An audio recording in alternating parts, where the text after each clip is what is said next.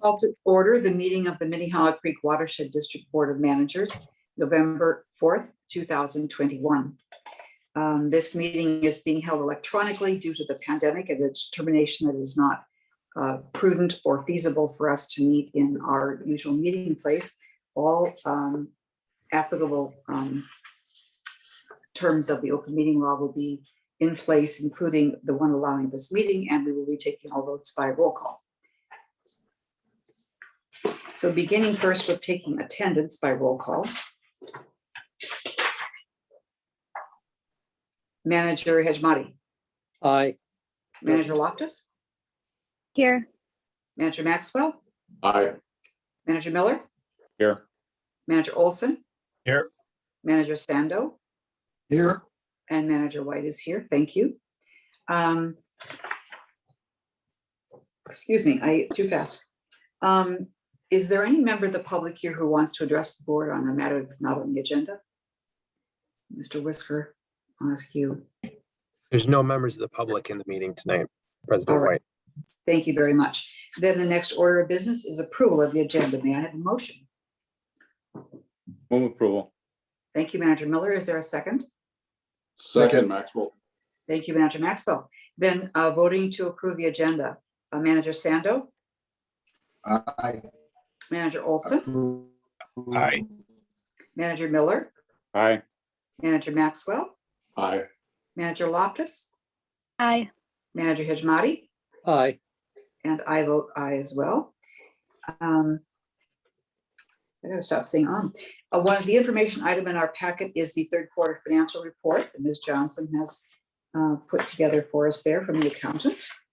Moving on to the consent agenda, we have on the agenda approval of the minutes of the October 21st board meeting and 3 resolutions, 21071, authorization to solicit quotes for water quality lab analysis, 21072, authorization to continue the joint funding agreement with the USGS for gauging stations and technical assistance in the next 2 years, and resolution 21073, which is authorization to execute a contract with the accounting services. Is there a motion to approve the consent agenda? Move approval. Thank you, Manager Miller. Is there a second? Hejmati, second. Thank you, Manager Hejmati. Voting then on approving the consent agenda, Manager Hejmati, Aye. Manager Olson, Aye. Manager Miller, Aye. Manager Maxwell, Aye. Manager Loftus, Aye. Manager Sando, Aye. and Manager White votes aye as well. I do have a few items to report here this evening, and I will find my notes. There we go. First of all, as a mod board member, I attended the Bowser meeting last week when they were considering the watershed-based implementation funding policy for fiscal year 22-23. Emily Javen spoke. 2 board members, Jill Crafton and Joe Collins, who are metro area watershed districts on the Bowser board, spoke very well for the metro issues and offered amendments to the motion. They were successful in getting the Bowser to amend the requirement that all eligible plans would meet the watershed planning area standards of the rules. Unsuccessful was getting them to lay over the metro area policy to allow for rulemaking. So MOD is going to keep this on the front burner, and I'll let you know if there are developments. The allocation of this new policy goes to the area of a watershed district. So Minnehaha Creek is an area, and there'll be $418,140, which will be parceled out by a new acronym, the Watershed Planning Area Committee. So SWCDs, kinds of groundwater plans, cities, and we'll all participate in voting on what happens, gets funded in our district, recommending those fundings, I should say. So we'll see what happens there and follow that issue and let you know if there's more developments. Second, the MOD annual meeting is coming up, and at our next meeting, we'll be talking about the resolutions and the budget and who will be delegates, appointing delegates to MOD. So be thinking in the next 2 weeks whether you want to be a delegate.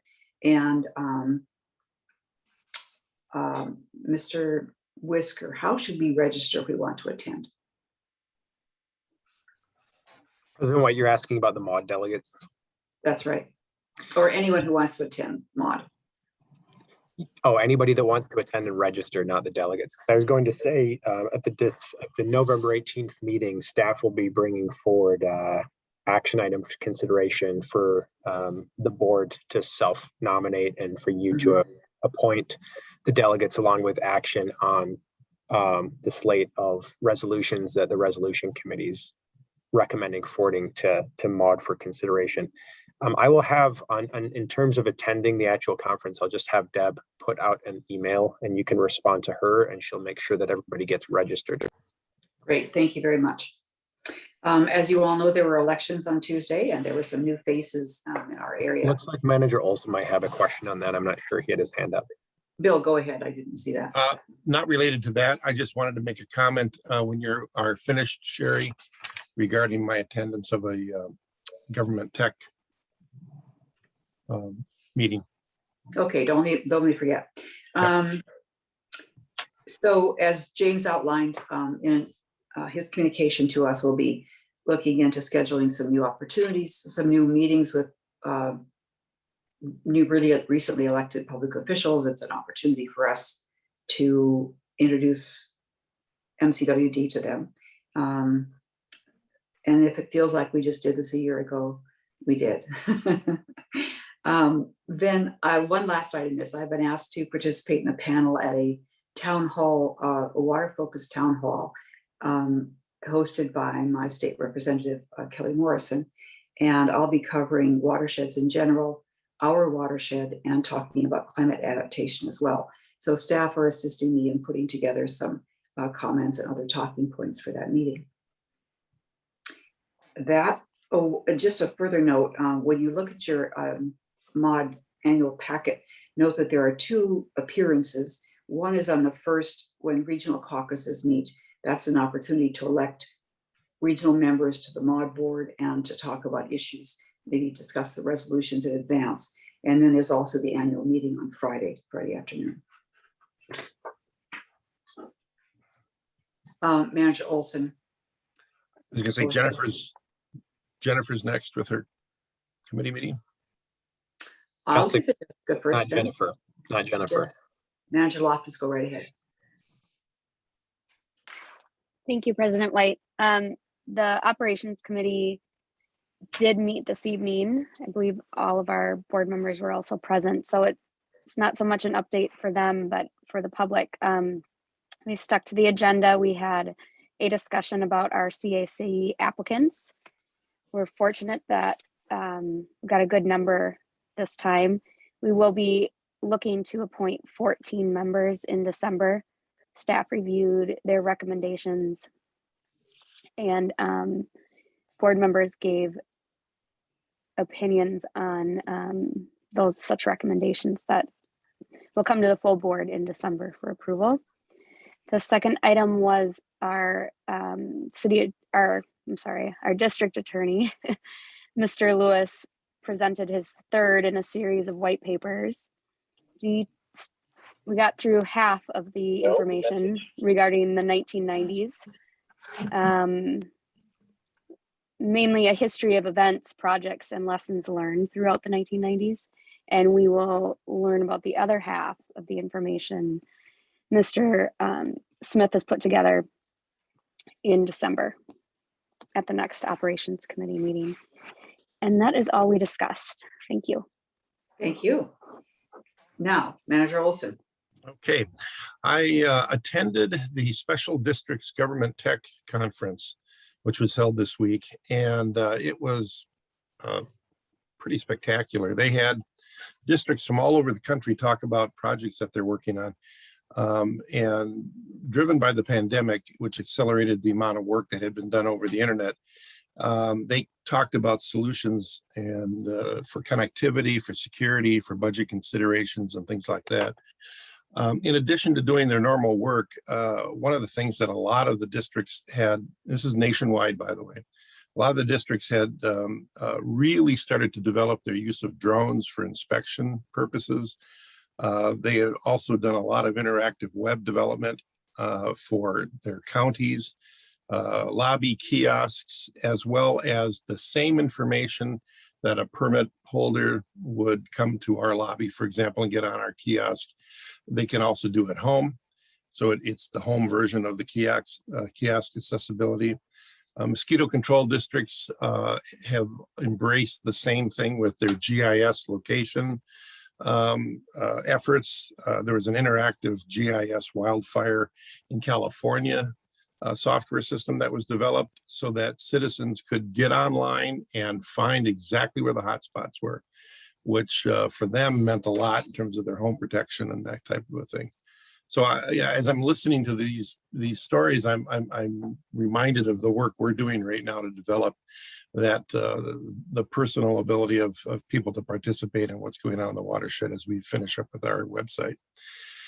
In terms of education, they have developed, almost everybody who is doing this, developed 5, 10, and 15-minute versions of subject matter, which are canned presentations that they can send to every school in their district. And so depending on the grade level and depending on the subject matter, you've got something where you don't need to have your own staff go out and do it 55 times. The staff puts together these presentations and then the teachers access it online. Last thing is the security. This was a huge hot topic. In one school district, a student who did not want to take an exam hacked into the network and shut down the district's 38,000 online students for 3 days. Now we all nod our head, but think about that in terms of what we want to do with our website. Then it gets scarier. They also talked about digital graffiti. And so if somebody is trying to get online with their 3rd grade class and they click on the 5-minute education presentation and a digital graffiti artist has put in a porn movie, it could get to be a very serious matter. And so this is what they don't have answers for yet, but they're developing now, is to develop enough security so that you make your website graffiti resistant or graffiti proof in an ideal world. So it was, there was some pretty, this was an hour and a half of presentations hosted by the government tech or govtech.com group. And it was really well done. And so I have asked for a complete copy of all that information, and I'll be forwarding on to our team. Thank you. Thank you, Manager Olson. That sounds really interesting. Are there any other meetings or events managers would like to report on? Then I'll just draw our attention to the upcoming meeting and the event schedule in the agenda. And if there is a CEC meeting on the 10th, Manager Miller will be the liaison to that meeting.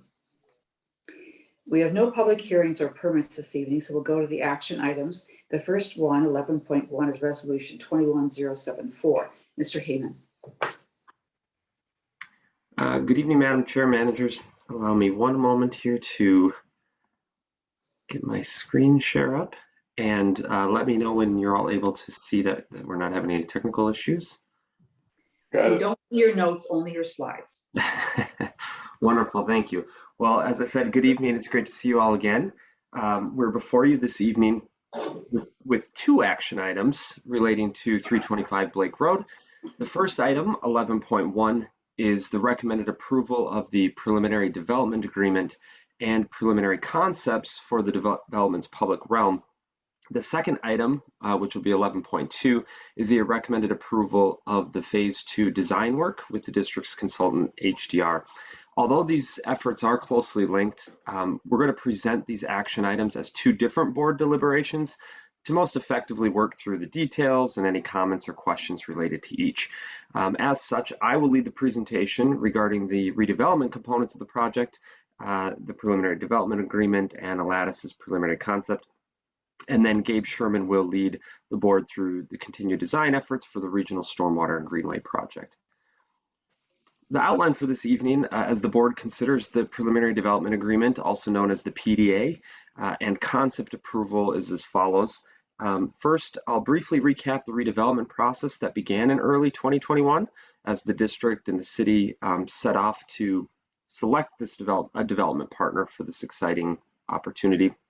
Next, touch on the collaborative design effort that's been underway since the selection of Alatus and the various city processes that Alatus has been working through as they advance their development effort through the land use entitlement phase.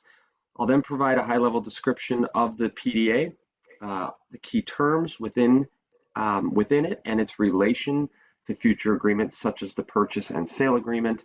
And then related to the PDA, we'll take a look at the preliminary concepts proposed by Alatus in their recent planned unit development application to the city, which will lead us finally through to next steps as the process thinks about both the future and deliberates on the action requested this evening. So by now, the board is quite familiar with this graphic. It was developed in late 2020 to demonstrate how the district's design effort and our development partner solicitation would proceed in parallel. And Gabe will walk the board through the design process and its relation to the phase 2 design work. I'm just going to focus briefly on the development process and the path as the direction in where we're going this evening. As you know, the request for proposals for 325 Blake Road began in January of 2021 with a request for letters of interest. Following review of the responses to letters of interest, our joint liaison group narrowed down that list, targeted developers with a host and hosted a series of roundtable meetings with those development teams. Based on those meetings and through our better understanding of both their intent and their vision for the site, as well as our intent and the developer's understanding of how we were inviting them into our design process, we invited those 5 firms to propose on the site. That effort eventually culminated in an interview process and ultimately a joint council board meeting where Alatus was selected as the master development partner based on their vision for the site and the partners agreed upon key considerations. This evening, the focus of the conversation is mostly influenced by the 2 steps highlighted in red, the design charrette and the schematic design. As we continue to work with the city and Alatus on developing the final site plan, those were 2 important steps as we advanced that effort. So it's important to note, I think now, that phase 2, beyond that dashed blue line, that final design effort, most of the heavy lifting in that bucket of work will revolve around the city's land use process. The district and Alatus will, of course, continue to work closely on stormwater design, the public realm, the purchase and sale, and future construction efforts, but final design and development agreements for the site as a whole will be defined by that city process. So as I mentioned, there were key considerations agreed to by the partners as Alatus was unanimously selected by the joint board and council. And I'll just quickly reference these because they did become the foundation of the preliminary development agreement before you this evening. The first was the purchase price in Alatus's proposal of $11.25 million to be taken down over 2 phases was firmly understood as the sale price of the land, and the city council did not support the developer using purchase price as any sort of subsidy to close a potential financial gap. The second, excuse me, was the city would not look to the district to assume any further financial risk, and the city would, in fact, accept the associated risk with any potential project financial gap through outside funding sources, tax increment financing, or other subsidy mechanisms to deliver the project. Third was that the operations and maintenance responsibilities for the site overall would be shared and a shared responsibility by the city, developer, and district, with the district's responsibility focused on its parcel and the water management features that it constructs.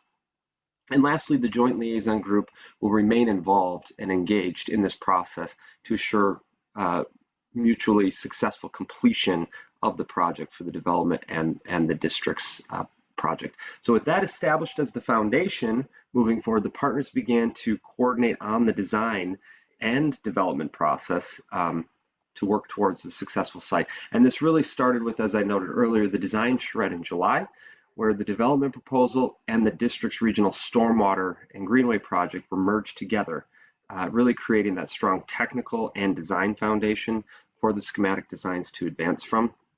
This was really a key step for both Lattice and the district. It guided Lattice in its preliminary development design efforts. So they really understood what their development should be rooted in as it related to the district's public parcel. And it grounded the district in establishing our baseline design alternative that you're all familiar with, that a future development could really be layered into.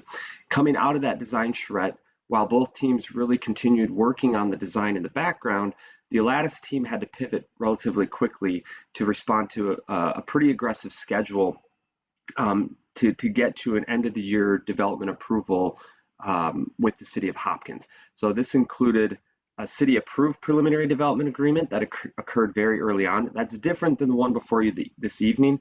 That city PDA, which is referenced in our PDA, in the three-party PDA, simply defines the responsible party paying for various items. And most of those elements or those items that are identified in the PDA have been underway, such as the environmental assessment worksheet, the initiation of community engagement, grant application processes, such as the Met Council grant that was recently applied for, the establishment of the TIF district, and the planned unit development application process.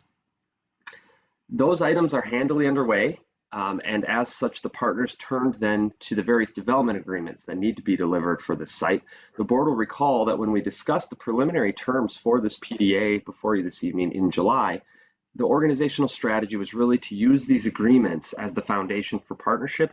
In particular, we wanted the terms of these agreements to reflect our risk management approach. So the agreements needed to consider items such as public realm versus private development, how the district's areas of need are protected, how the land value and the structure of the deal is protected that was agreed upon. Essentially using this three-party agreement and the three agreements that need to come out of this process, the preliminary development agreement, the purchase and sale agreement, and the reciprocal easement and operating agreement, use those to articulate the rules for playing in the sandbox, if you will. So the first item before the board this evening for consideration is that preliminary development agreement. Originally, the partners made a pretty quick turnaround on the terms on that, using the key considerations that I previously highlighted, and working closely with the liaisons in July and August to frame that up. As I noted earlier, the PDA was then shelved for a period of time so the developer could focus on some of the other critical milestones related to the city land use approval processes.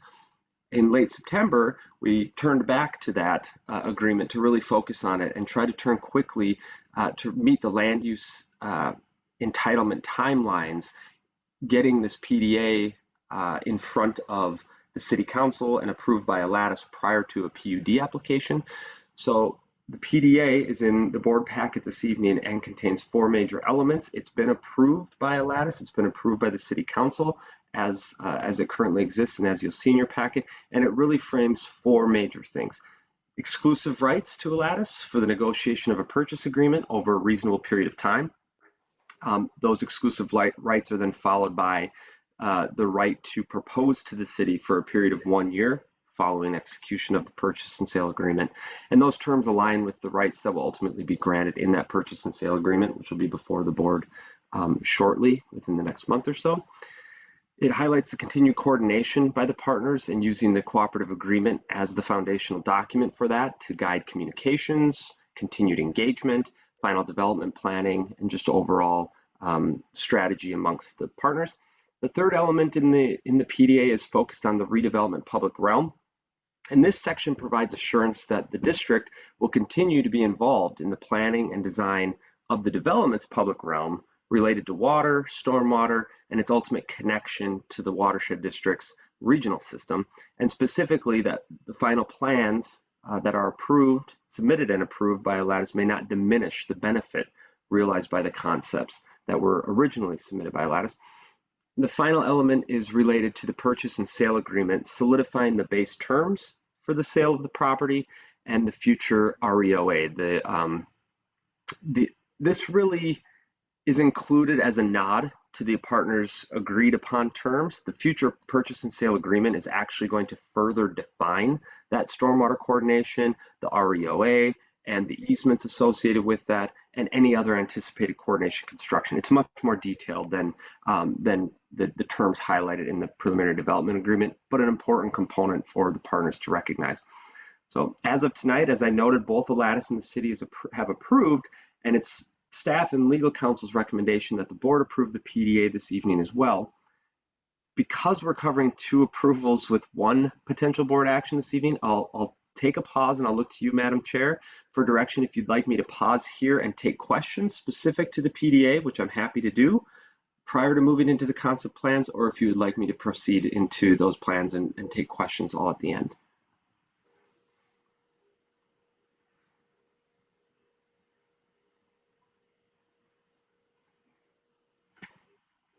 Hearing no feedback or particular direction, I can certainly continue on through the concept and then field all questions at the end. And so, as I noted, one key element in the preliminary development agreement is the public realm and its connection to the watershed project. As Mike. noted, yes, sir. Manager Miller has a question. In the development agreement, you call this a preliminary development agreement, and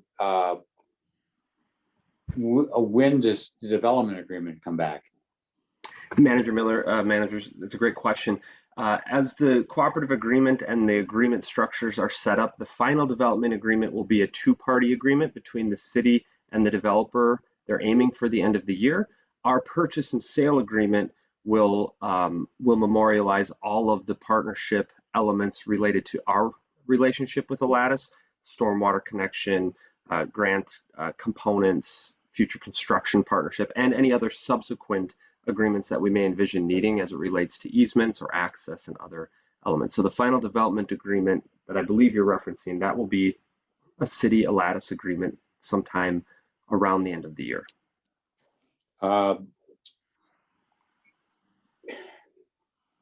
I've got a concern about extending the exclusive development, preliminary development agreement at the will of at the request of the developer.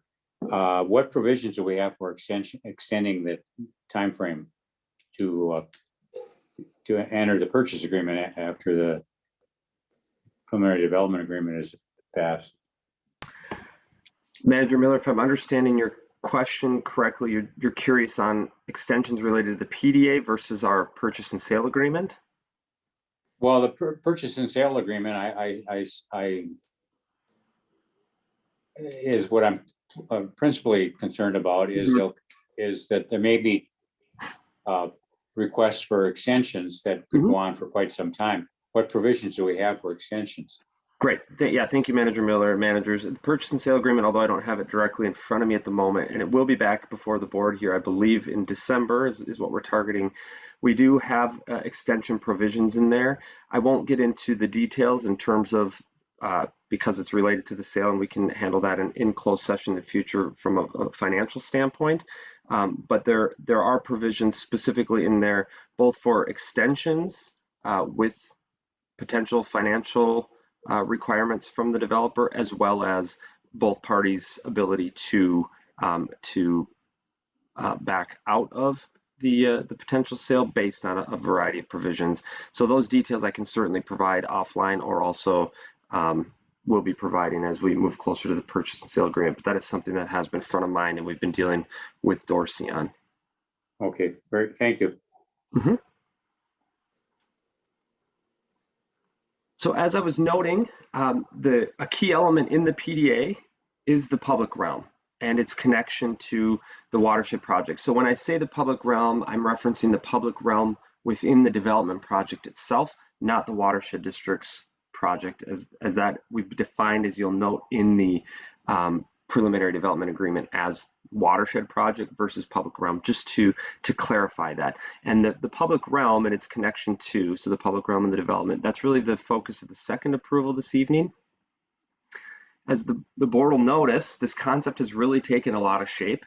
The image here is really just a simple overview of the site, but the Lattice PUD submittal that they submitted to the city about 2 weeks ago, and then the supplemental information late last week, includes a significant amount of information, such as building architecture, elevations of buildings, grading plans, utilities, preliminary stormwater management, and significant other details associated with the site.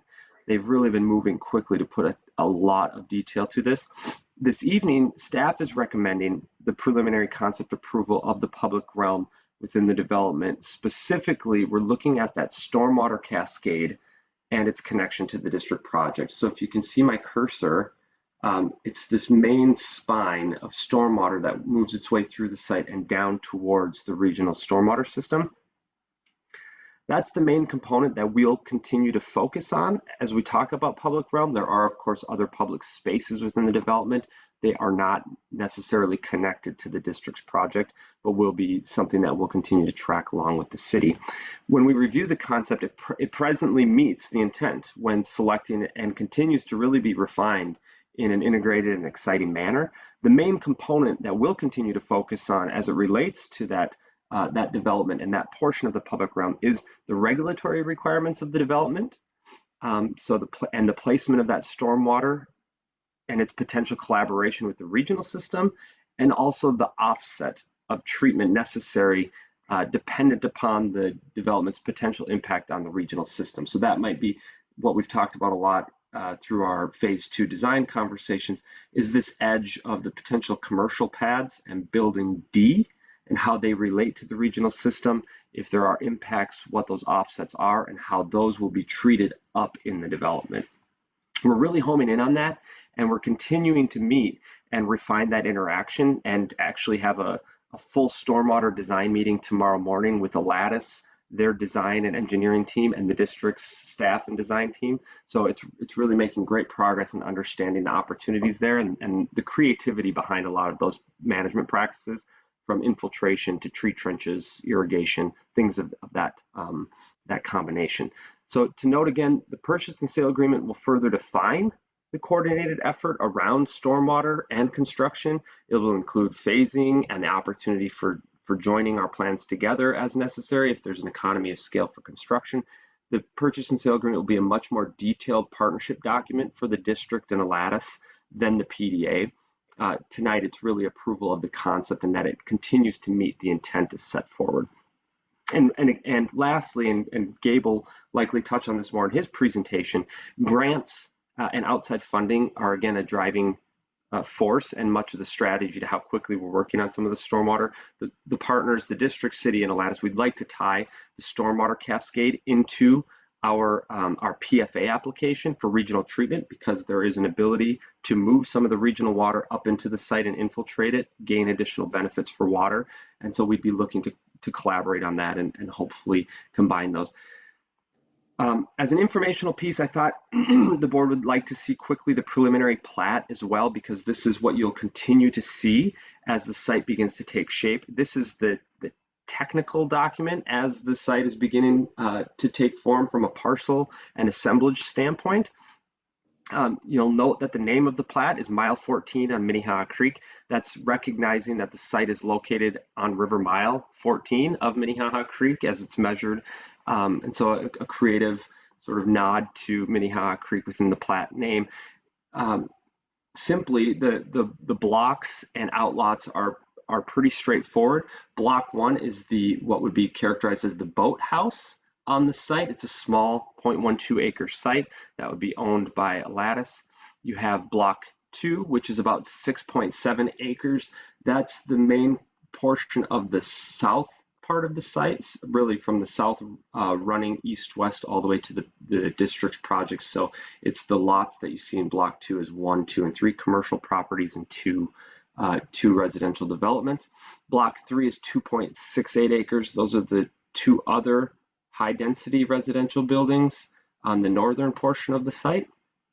Then you have outlots A and B, which are the district's properties, both the Greenway parcel that fronts Minnehaha Creek and the future stormwater retention basin. Outlot C is the small sliver of interaction between the commercial properties and the watershed project. And then outlot D identifies where the future townhomes will be. Lastly, you have right-of-way for roads, as well as creek area. And we note creek area because this parcel has always has always had a parcel boundary center line of creek. So there is about 0.53 acres of creek. When we talk about a 16.84 acre site, just something for the board to know as an educational component. Outlots A and B combined to about 4.12 acres presently. A portion of that is the creek area, and that's always been included in that parcel size. But just really useful context as you can continue to see these concepts and the future purchase and sale agreement. So it provides a little bit of understanding on how these parcels are taking shape within the concept plan itself. So I'm happy to answer questions on the concepts. There's a lot going on and a lot has really taken shape here. I didn't want to walk the board through all of the specifics of the development plan. Staff does recommend approval of the preliminary concept for the public realm this evening, and we will continue to work closely with Lattice on furthering all of the technical components and partnership components related to the public realm. Thank you, And so- Mr. Heyman. I'm sorry, go ahead. Chair White, managers, I can quickly talk through the next steps and then happy to take Let's questions. pause for a moment. I think Manager Hejmati had a question that might relate back to what you were just talking about before we get too far ahead. Yes, it does. I'm looking at this preliminary concept for the public realm picture, and I'm wondering whether the buildings, whether the buildings and the concept of the different buildings that Lattice had originally suggested, has that remained pretty much intact, or has anything changed significantly? 14 stories and all of that stuff. Has it remained intact, Mike? Yeah, Manager Hejmati, managers, for the most part, remarkably, the development and the original concept has remained remarkably intact. There have obviously been some changes. They had to back some of the building D away from our space, the public realm. It had moved a little bit too far in, but nothing substantial in the way of reducing their units. The mid-rise building that you referenced, 14-story, is now actually 15 stories because they did have to shrink it slightly and deal with some parking. So it went up one more story. It's a portion of this building C. The rest of that building, it's actually a stepped down approach. So you have 15 stories and then it moves down to about a 765 with the parking deck in between. Otherwise, the townhomes, building A, which is the LIHTC building, the affordable housing building, and then building B, which will be the senior co-op, other than some underground changes actually with parking and how they might park that from a pedestal standpoint, the unit counts and pretty much everything else remains intact. When they submitted their PUD application, they have one unit, there's one unit more in the development than originally proposed, and about, I think, 93 less parking stalls. So there's been a reduction in parking slightly, but otherwise the concept has remained intact. Okay, and are the costs still the same? And you remember there was a gap in cost and all that. Is that still the same, Mike? Manager Hejmati, managers, we don't have the most recent or up-to-date costs from Lattice, but indications are that costs have continued to rise, as with everything that's been going on right now and the rate of inflation. So Right. indications are that they have gone up. To what extent that's impacted development and a gap, we're not sure yet, although they are working through construction estimates as well as their final TIF submittal package for the city, which is due on November 15th. So we'll start to see a lot more detail on that pro forma and the financial components related to that. It hasn't changed their optimism and their approach to delivering the site. They're still confident that the site will be delivered. And I should have noted as well for the board when I was talking through the purchase and sale agreement and the parcels, they are targeting a closing on phase 1 of June 2022. Okay. All right. And the cost, and what I'm hearing you say is that while the cost has gone up, they think that the cost per unit will not go up that much. Is that what I'm hearing? Because that's what I understand was the measure, the cost per unit. So that's remained pretty well managed. Yeah, Manager Hejmati, from a land standpoint, that doesn't appear to be any sort of driving factor to their costs. It's materials and labor, is my understanding, and that continues to be a challenge with all construction projects at the moment. Yes, yes, that's universally so right now, pretty much all across the Twin Cities. Okay, thank you, Mike.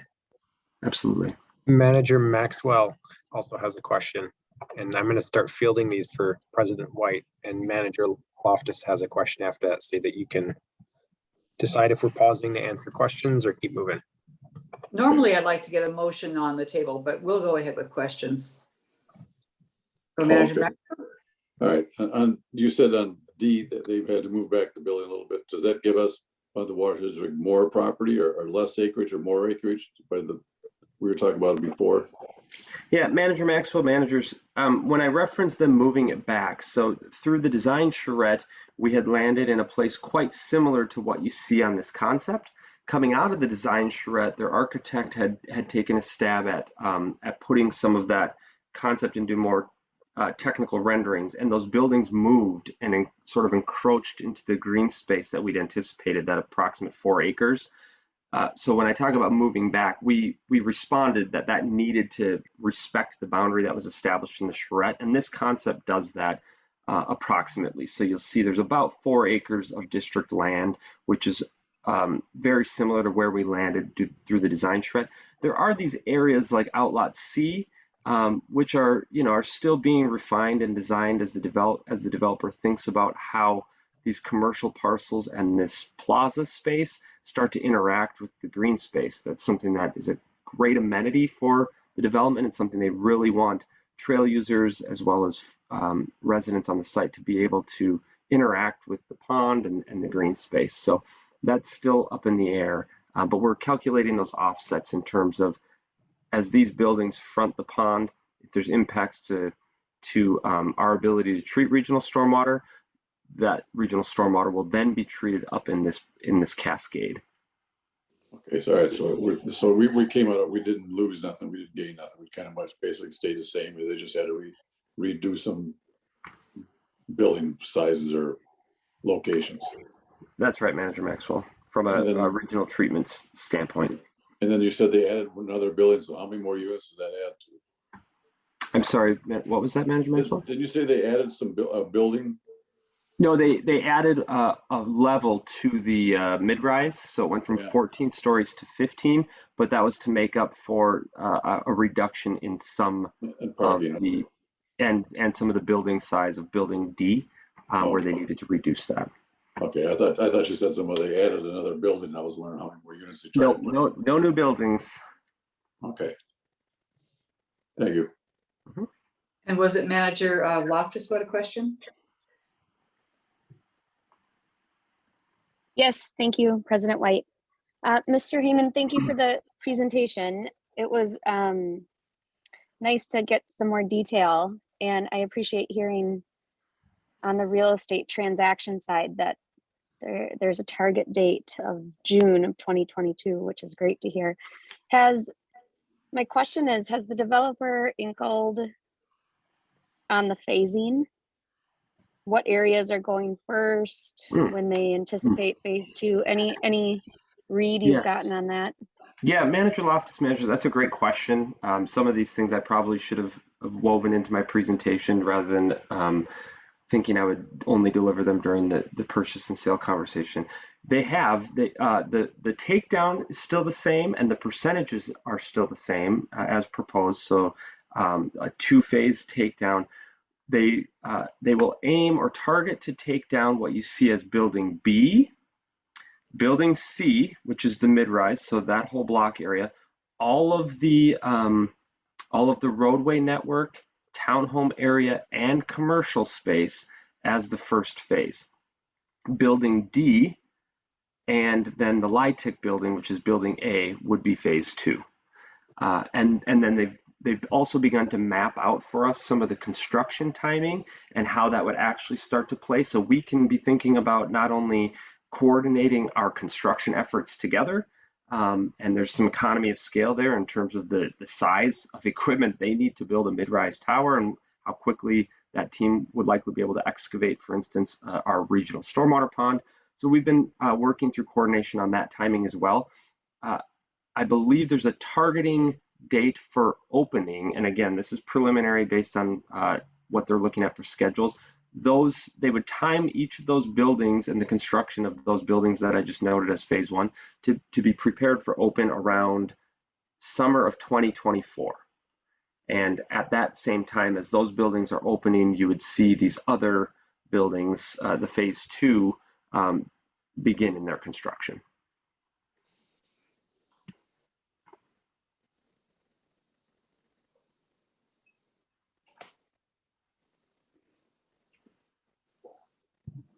I would like to get a motion to adopt the resolution with its two clauses.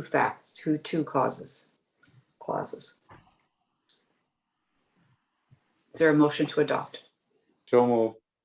Thank you, Manager Miller. Is there a second? Hejmati, second. Thank you, Manager Hejmati. Don't mean to cut off questions. Are there more questions from Mike on either the PDA or the concept? Hearing none, then we'll move to a Manager vote Olson on. has a question, Sherry. Yes, go ahead. Go ahead, Manager Olson. Sorry, I was slow with my hand up there. I noticed tonight you're using the term mid-rise quite a bit, and my understanding was mid-rise was 12 stories and under, like 5 to 12 stories.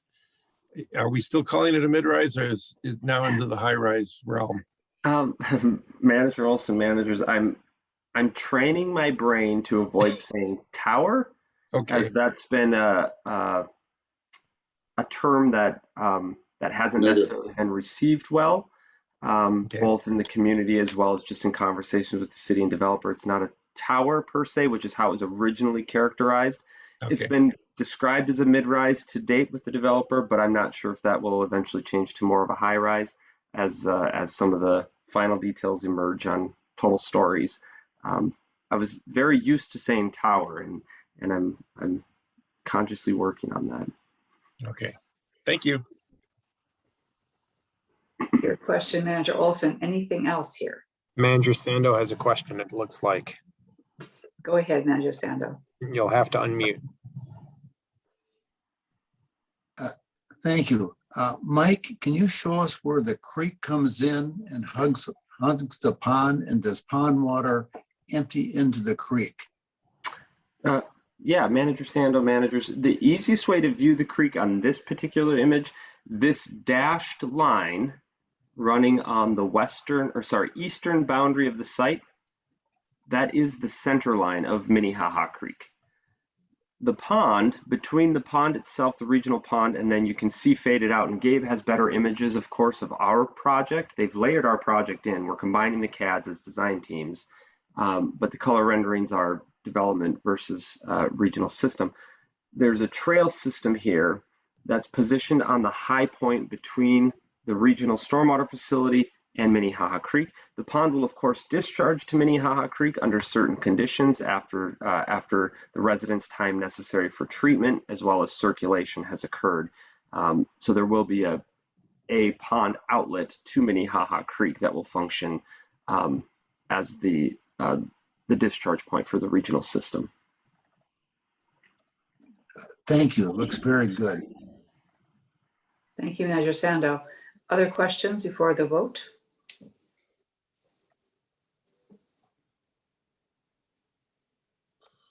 Then to adopt the resolution, Manager Miller, Aye.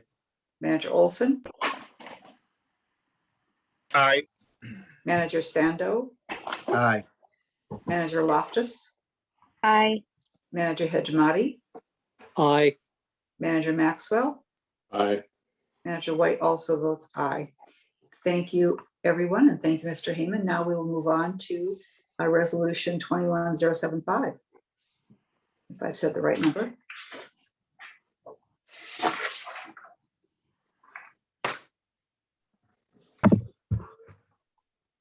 Good evening, President White, Board of Managers. Can everyone see my screen as I put it into full screen mode?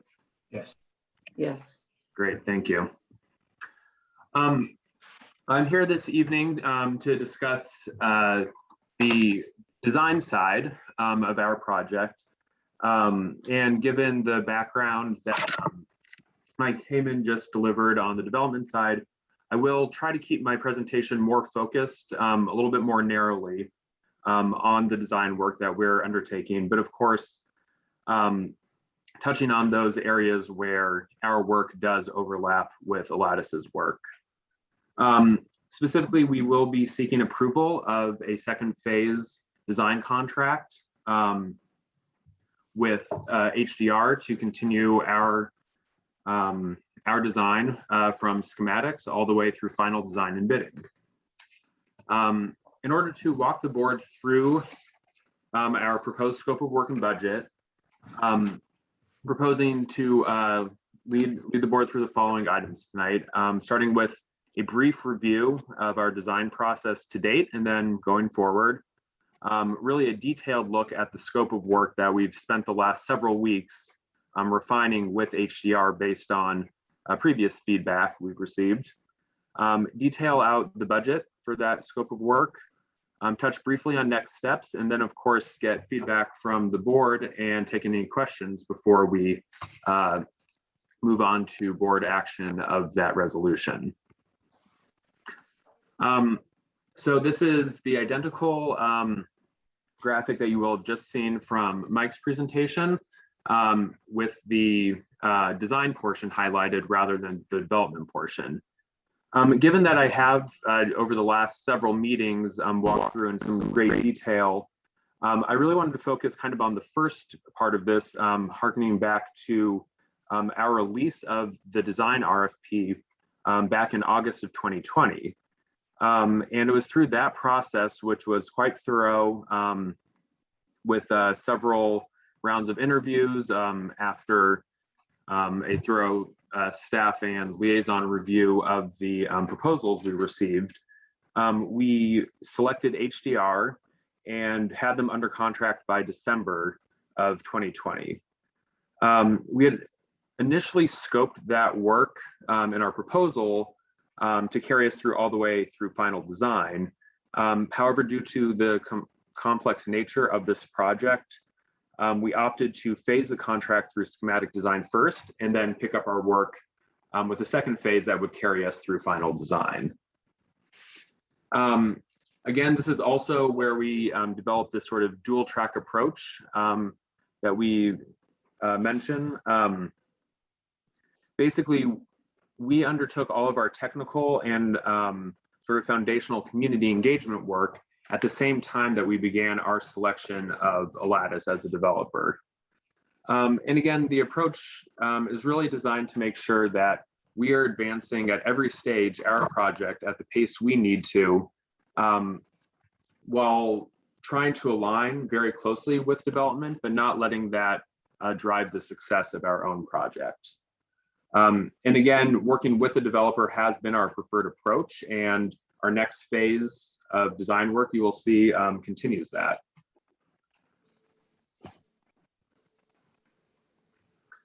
I am going to just briefly mention again that, of course, we did have a heavy focus on listening sessions and public surveys and open houses to get that initial, those initial ideas that really helped us form that schematic design. And of course, as Mike already alluded to, all of that culminated in a design charrette, which really allowed us to produce a schematic design that worked on its own, but also really slotted in with the Lattice proposal. At the September 23rd board meeting, we did come to the board and receive acceptance of our schematic design, and came back in October at the PPC meeting where we had a more detailed discussion around project budget and potential phasing. And coming out of that PPC meeting, there was really a board consensus that we would in fact like to bring our entire project through final design, while at the same time considering the possibility for phasing both, as Mike mentioned, to take advantage of potential cost savings through coordinating construction work with Lattice. It also would allow us additional time to shore up other funding streams to pay for various elements of our project. In October, we also took our schematic design to the Hopkins City Council, where we received similar support for the direction we were heading. And you should be seeing on your screen, yep, a dashed red line, and that's roughly where we are currently at in the design process. So this is probably a relief. I know it is for me, and hopefully for everyone, to see that we have a new slide with the second phase of work. So we are moving on from that initial graphic that we've shown so many times into our phase 2, which does happen to roughly align with 2022.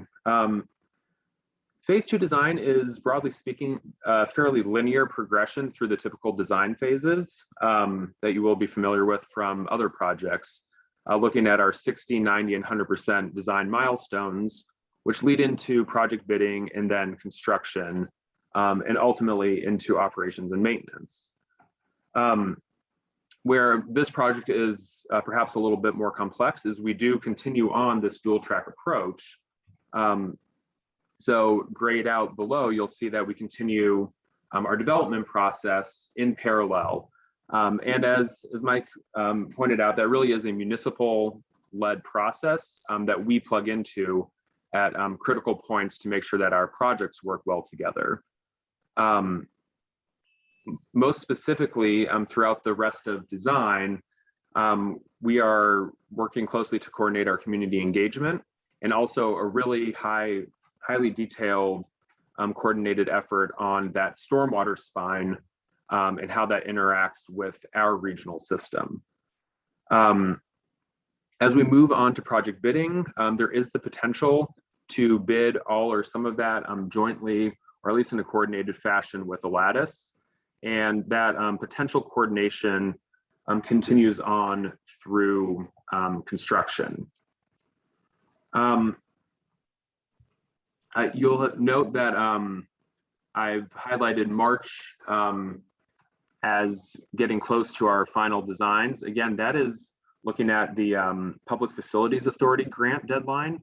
By the end of March, we need to have final designs of our stormwater system submitted to the PCA for their review as part of that PFA grant. So that's really an outside funding opportunity that's driving our design schedule at this point. The reason I've highlighted again in red up through project bidding is we will be approaching construction administration as a separate contract. The reason for doing this is we need to figure out what our phasing plan is before we contract for construction administration. We have received budget estimates, which I can detail out a little bit later, for what HDR estimates it would cost to administer a single construction project. That would be if we built all of our project elements at once. But of course, if we do decide to phase, that ends up being two separate construction projects with two separate contracts. So we'll need to, as we get closer to project bidding and have a phasing plan, we'll bring some options forward as far as construction administration as well. And the final note, Mike mentioned a reciprocal easement and operating agreement. That's where we'll see continued coordination between the three partners sort of through the life of the project under an agreement that really details out whose responsibility it is to maintain and operate the different portions of the site. Some of it will be quite straightforward. Obviously, we will operate and maintain the greenway while Lattice will be in charge of their residential components. There may be some areas of coordination such as pumping or other shared or border areas, and we'll have agreements in place that dictate all of that. So moving on to really the business in front of us this evening is our phase 2 scope of work, which it consists of 5 major tasks. And I will go through each one of these tasks in a little bit more detail on subsequent slides, but this is just to give you an overview of what we're overall accomplishing within this budget and this phase 2 scope of work. Task 1 is really a catch-all for project management and coordination, including public engagement. We do have additional data needs to do final engineering for this project, which is captured under task 2. Task 3 takes all of that data that we collect and makes it usable from an engineering standpoint. Task 4 is really all of the construction drawings. That's that 60, 90, 100% design documents. And task 5 is support throughout the bidding period. The total budget for all of these base tasks is just over $700,000. And we would recommend including a 10% contingency with that, as we typically do. And that would cover any unexpected needs that arise. That could be additional survey points that are needed, additional soil borings that as we get out into the field, we discover we need to conduct. And that will also would cover any of the optional tasks, which I will detail out under each respective base task.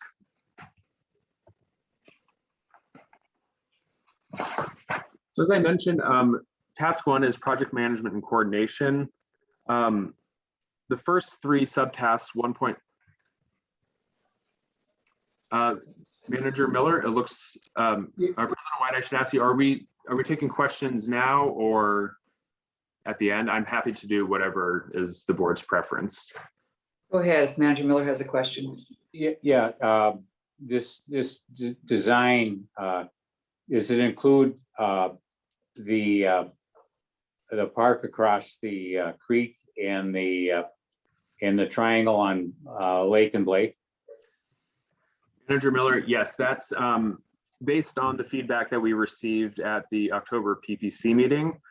We have included all project elements for all parcels into this design. So we will be bringing all of those elements forward through final design. And we can decide as part of that whether or not we phase construction, but we are looking to design everything now. Thank you. So the first 3 subtasks here really get at the need for several types of coordination. Of course, there's the typical coordination between HDR and MCWD project staff. We've also built in time for direct coordination between HDR and our board's design liaisons and the full board, between HDR and Lattice's engineering and design team. And then if there is a need for HDR to ever go before the Hopkins City Council or zoning board, something like that, to present our project from a technical standpoint, we have some time built in. Task 1, subtask 1.4 is public engagement. And we'd really be looking for one major task underneath that for this second phase, which would be open house and other public input opportunities around 60% design. You'll see that under the base budget here is just over $110,000 for all of this coordination, project management. There are several optional tasks under public engagement, which would be looking to hold a separate in-person open house around 60% design. Right now, due to the time of year that this engagement will occur in the middle of winter, as well as ongoing COVID concerns, we'd likely be holding, we definitely would be holding a virtual event, but if conditions allow and we're able to coordinate with Hopkins and Lattice, we may choose to do a joint community event sometime in January around that. And so we built in some extra budget to allow for that additional level of open house in person, as well as updating our project video from the first phase. As I mentioned, task 2 is really collecting some additional data to help support design and engineering.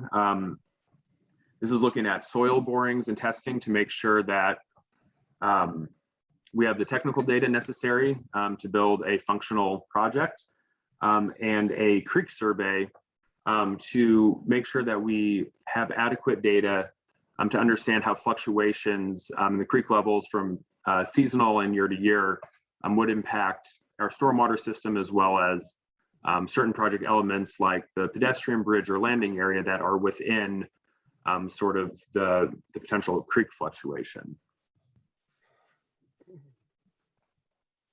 We do have the option, and I'm only going to mention it briefly because it would come out of a different project budget, to extend that creek survey downstream, which would allow us to collect data at the same time for our future Meadowbrook light rail bridge underpass project. And that would be at a small cost of around $3,000 to $4,000, but that comes from a separate budget.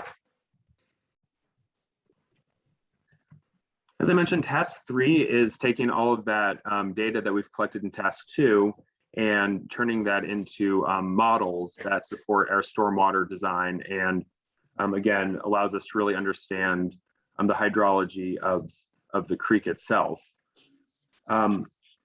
We've also, as we get to task 3.4, site interpretation and wayfinding really remains a key component of our project. And by breaking this out into a separate subtask from the rest of design, we're able to assign hours specifically to figuring out a compelling plan for interpretation and wayfinding.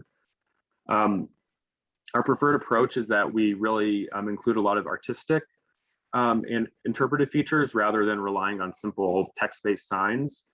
And we also have the opportunity here to work with Lattice and Hopkins to bring public art to the site and figure out appropriate locations and a process for that.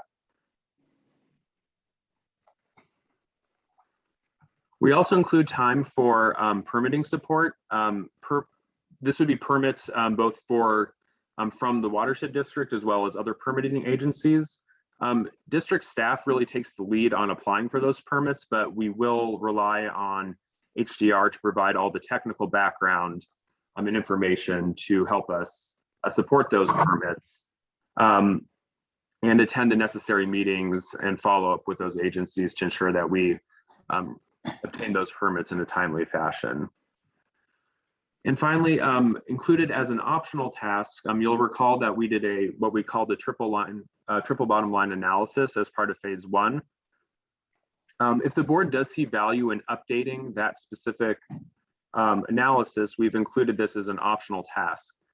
The reason we kept it optional is given that we are moving ahead quickly with the Lattice, the board might not see a need to refreshing that work since we've kind of already used that to help inform our decision.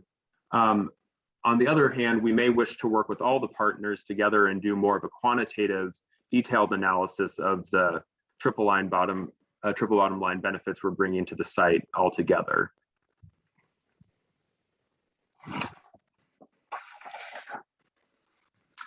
I mentioned task 4, you will see based on the budget here at just over $400,000 really is sort of the heart of the design work. Again, this is the typical 60, 90, and 100% construction drawings. Baked in there, we, in addition to the drawings themselves, at each one of these stages, we'll be getting an updated opinion of probable cost, which will become further detailed and will also reduce contingencies in construction at each one of these stages. I think importantly to note, again, at each stage of 60, 90, and 100%, we're including directly in the design of this project an operations, maintenance, and monitoring plan. This document would also sort of serve as the technical basis for that reciprocal easement and operating agreement that I mentioned before. This will detail out all elements of the greenway improvements as well as the stormwater system and the necessary maintenance schedule, how to operate it properly, et cetera. And we'll continue to refine that all the way up through as-built construction drawings. Also, finally, to note that, we want to keep the board engaged as well as the liaison team. And we've included in here deliberate process for board and staff feedback at each one of these stages. HDR has a comment tracking tool that they'll work with us on to log a comprehensive set of district comments at each one of these stages, and then work to resolve them as we progress into the next stage of design. And finally, task 4 also has an optional subtask, which is to break out the construction project, and this gets to Manager Miller's question. If we do decide to phase our project, we would have the need to break our designs into 2 separate projects for bidding, and there is a cost associated with doing that. So rather than bake that into our base contract, we've left that as an option that we may wish to exercise should we decide to phase our project. And finally, the final task is bid support. This would be sort of a one-time task again, assuming that we decided not to phase our project, or this would cover the bidding of the first phase of our project.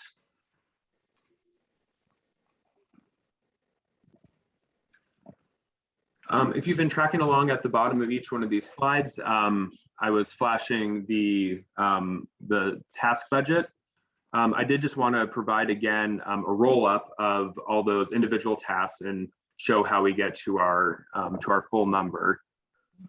Again, you'll note that task 4 is far and away the largest task, and again, that's really the heart of design. All of the construction documents that are necessary for bidding and constructing our project. All of the optional tasks that I listed out, again, those would be covered within that 10% contingency. So we may opt to exercise none of those optional tasks, or we may choose to authorize all of them. Either way, that would all fit within that contingency that we've proposed.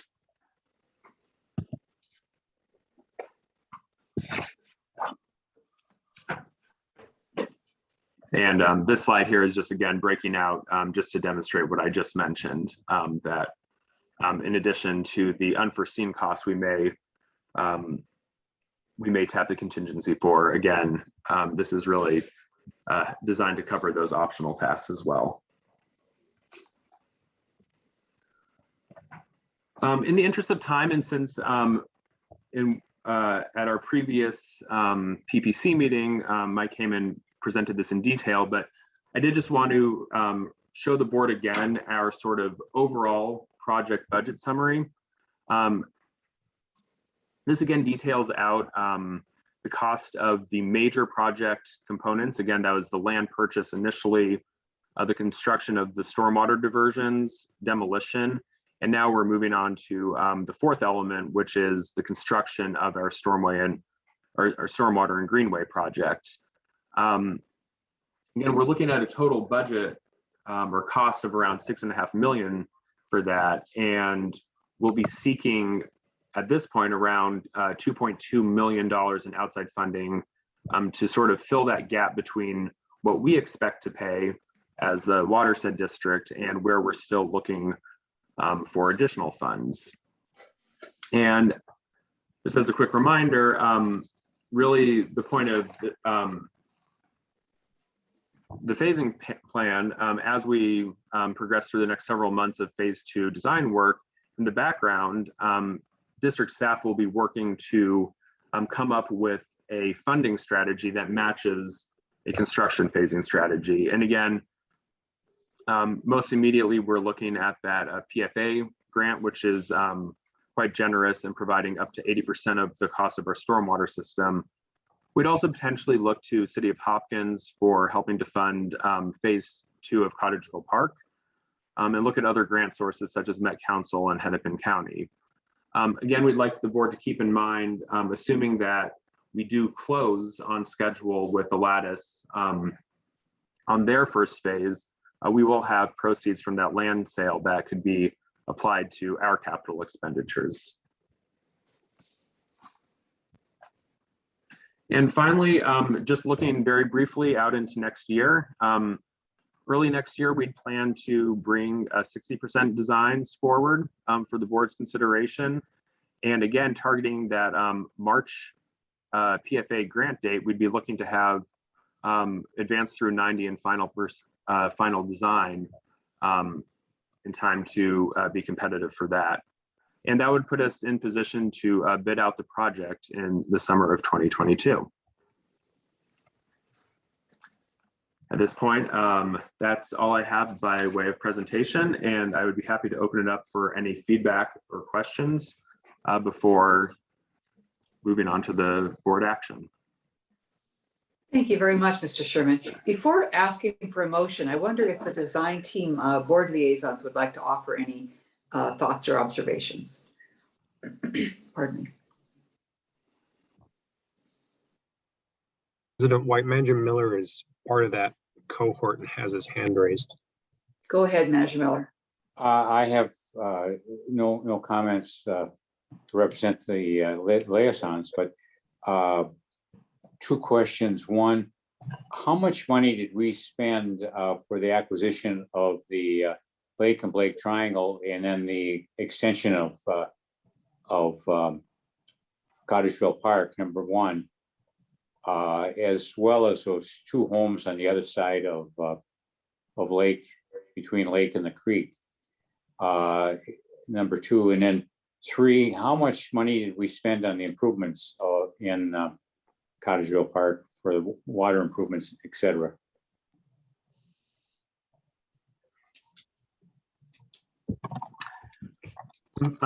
Mike, if you are on the line, do you have those numbers at the top of your head? Well, excuse me, Gabe, I don't have them off the top of my head, and I can certainly pull them up. I know Manager Miller referenced those questions the last time around as something we should include in our overall Greenway and 325 Cottageville tabulation. I do have some of the numbers based on the acquisitions and project components for Cottageville Park as a whole. I know the Lake Street parcels, just to reference those first, we acquired both of those properties, I believe, for just under $500,000 for the home sites. And then the commercial property, as referenced in the last meeting, the Triangle, was right around $1 million. The Cottageville parcel or Cottageville Park improvements total is around, I want to say, about $4 million. But most of the improvement costs itself were borne by the city outside of the land costs themselves. And I'll have to get that specific breakdown for you, Manager Miller. We acquired two apartment buildings and one of the two duplexes, is that correct? That's correct, as well as a single family home on that side of Lake Street as well. Okay. Oh, we did buy another home there. All right. That'd be good if we have that. So there's kind of a comprehensive picture of what we've got invested in that area already. Yeah, Manager Miller, I can answer on that if you'd like. The triangular parcel we purchased for 1.3 million, and single family home parcel north of the creek was 174,000. The duplex parcels we purchased for 1.365, and the two single family homes south of Lake were each in the vicinity of 150 to 170,000. So I think staff's got the message, and we'll make sure those numbers get folded in to the total project as we discussed last time. and the capital cost of the park, which were shared with the city of Hopkins. James, does that include the tear down cost of those two homes? Doesn't include demo costs or relocation costs. Those would be separate. It would be good if we could include those, just to get an idea, especially for the newer board members, that, what we've got invested in this segment of the creek already. Yep. Manager Loftus or Manager Olson, do you have any comments at this point? I do not. Then I would like to ask for a motion. I could, Go ahead, Jessica, go ahead. I was gonna say that staff has done a good job of including the liaisons and keeping us up to date. One question I had was this expense for phase 2. Where do we have that expense budgeted and funded? I don't recall. I can attempt to answer that, and Mike can add anything else. But essentially, the idea behind the phasing would be that the most immediate source of funds we have is our overall project budget, which is somewhere in that $3 to $4 million range. So we'd be tapping a few extra $100,000 from that overall project budget. And then using the time that we have during phase 2 design to figure out additional budgetary sources to fill these larger capital holes for some of the construction elements. So we'd be looking, I think, most immediately towards the overall project budget that we do have saved away. Okay. So it would continue to come out of the 325 Blake Road project budget. Yeah, Manager Loftus, managers, that's correct. It's a shared budget presently between 325 Blake Road and Cottageville Park. We've combined the two for purposes of showing funds and allocating dollars based on the percentages. We'll continue to use the 3145 account, which is where the capital project funds for 325 Blake Road are presently housed, and then 3146, I believe, for Cottageville Phase 2. The thought process being that we have the funds available for additional design expenditures as we seek outside funding sources, and again, continue to refine the design and construction costs, and we'll be prepared from a timing standpoint to fully understand construction costs and construction budgeting through bid cycle right around the time that we're working on next year's budget. Okay, thanks. My second question is public engagement.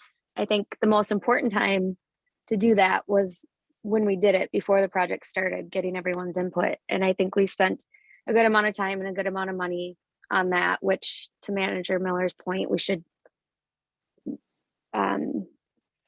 continue to track those costs. But going forward, it looks like we have one more community engagement programming put in there, and then also a public hearing at 60%, which is great. I'm curious, is the city doing any public engagement? And if so, is the joint liaisons that we talked about them continuing to meet, is there coordination on that? And are we aware of what each other's doing as far as public engagement goes? Yep. No, that's a good question. And yeah, 2 notes.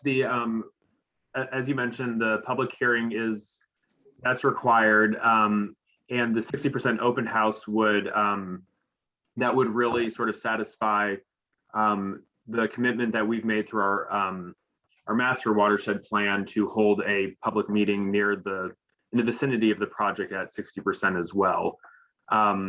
We can, as we get closer to that, we can provide options as far as whether or not we hold sort of the simple virtual meeting or opt to do sort of a 2-part, more elaborate open house. That can be something that we coordinate with the design liaisons. As far as coordination with Hopkins and Lattice, At this point, their public engagement is really transitioning a bit more towards Lattice being in the lead rather than Hopkins. That said, we are actually in the midst of updating a coordination framework for community engagement between the three partners. And we are working closely, a main goal being for all partners to have the opportunity to be present at any event that's held by one of the other partners. What I should have mentioned in upcoming next steps is on November 15th, Lattice is holding a required neighborhood meeting at 43 Hoops. And the Watershed District will be present and will be reviewing our schematic designs with the public at that time. So we're working closely, multiple times a week with both Lattice staff and Hopkins staff to coordinate that event. And they are well aware of our needs around 60% and our desire to leverage any public meetings they're holding at that time as well. Great. So we'll be in attendance at least at their November 15th neighborhood meeting. Yep. Great. Thank you. Well, liaisons, thank you for pitching your comments in there. Do I have a motion to adopt resolution 21075? Sando moves to adopt. Thank you, Manager Sando. Is there a second? Hejmati, second. Thank you, Manager Hejmati. Are there any additional questions before we go to vote?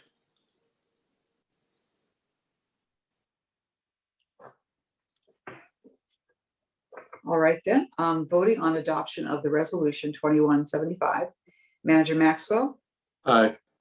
Manager Olson, Aye. Manager Loftus, Aye. Manager Sando, Aye. Manager Miller, Aye. Manager Hejmati, Aye. and Manager White also votes aye. Thank you, Mr. Sherman. Thank you, managers. From there, we are going to go to a discussion item. The 6 Mile Marsh Prairie Trail and Interpretation Construction Bid Outcome. Looking to Ms. Donatich-Lee. Thank you, President White and managers. Can everyone see my screen and hear me okay? Yes. Yes, it's fine. Wonderful. Thanks. Great. So tonight, staff will facilitate a discussion regarding the outcome of the recent construction bid solicitation for the 6 Mile Marsh Prairie Trail and Interpretation Project.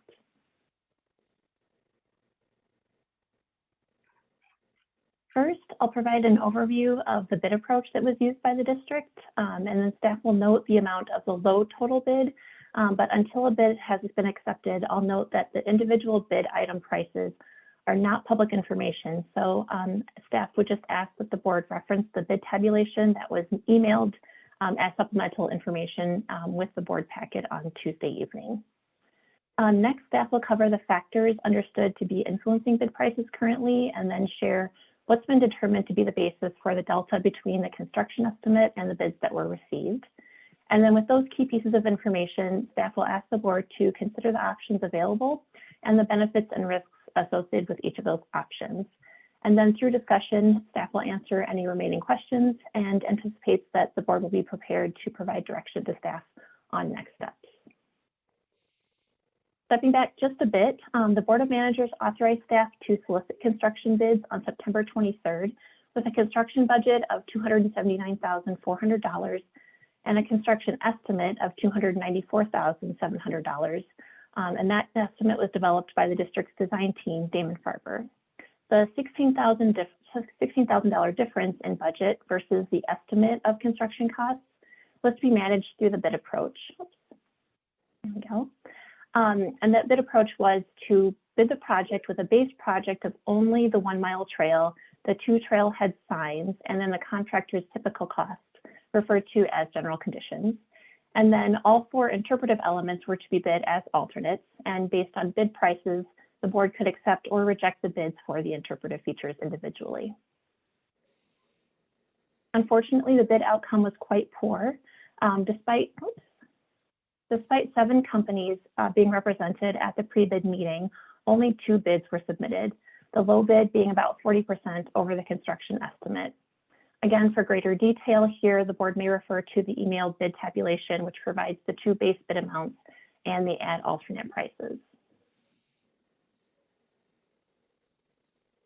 With this disappointing outcome last week, staff have used the last several days to look into the possible reasons behind the significant difference between the construction estimate and the submitted bids. Damon Farber had enlisted a consultant construction estimator to develop the estimate at the 60% design phase, and that was before the grading and erosion control plans were fully developed, so those costs were not adequately factored into this estimate. Additionally, steel prices have increased again recently, and with the use of steel in nearly all the interpretive elements, this has increased the cost to fabricate those features in particular. And lastly, the design team expressed some pretty good confidence in the estimate at the 60% design phase and did not expect it to shift considerably. So as a cost-saving measure through the design process, the estimate was not updated or refined at the 90% design phase. In addition to consulting with the design team, staff have also received some valuable feedback from the 2 bidders about their submitted bids and the basis for those costs.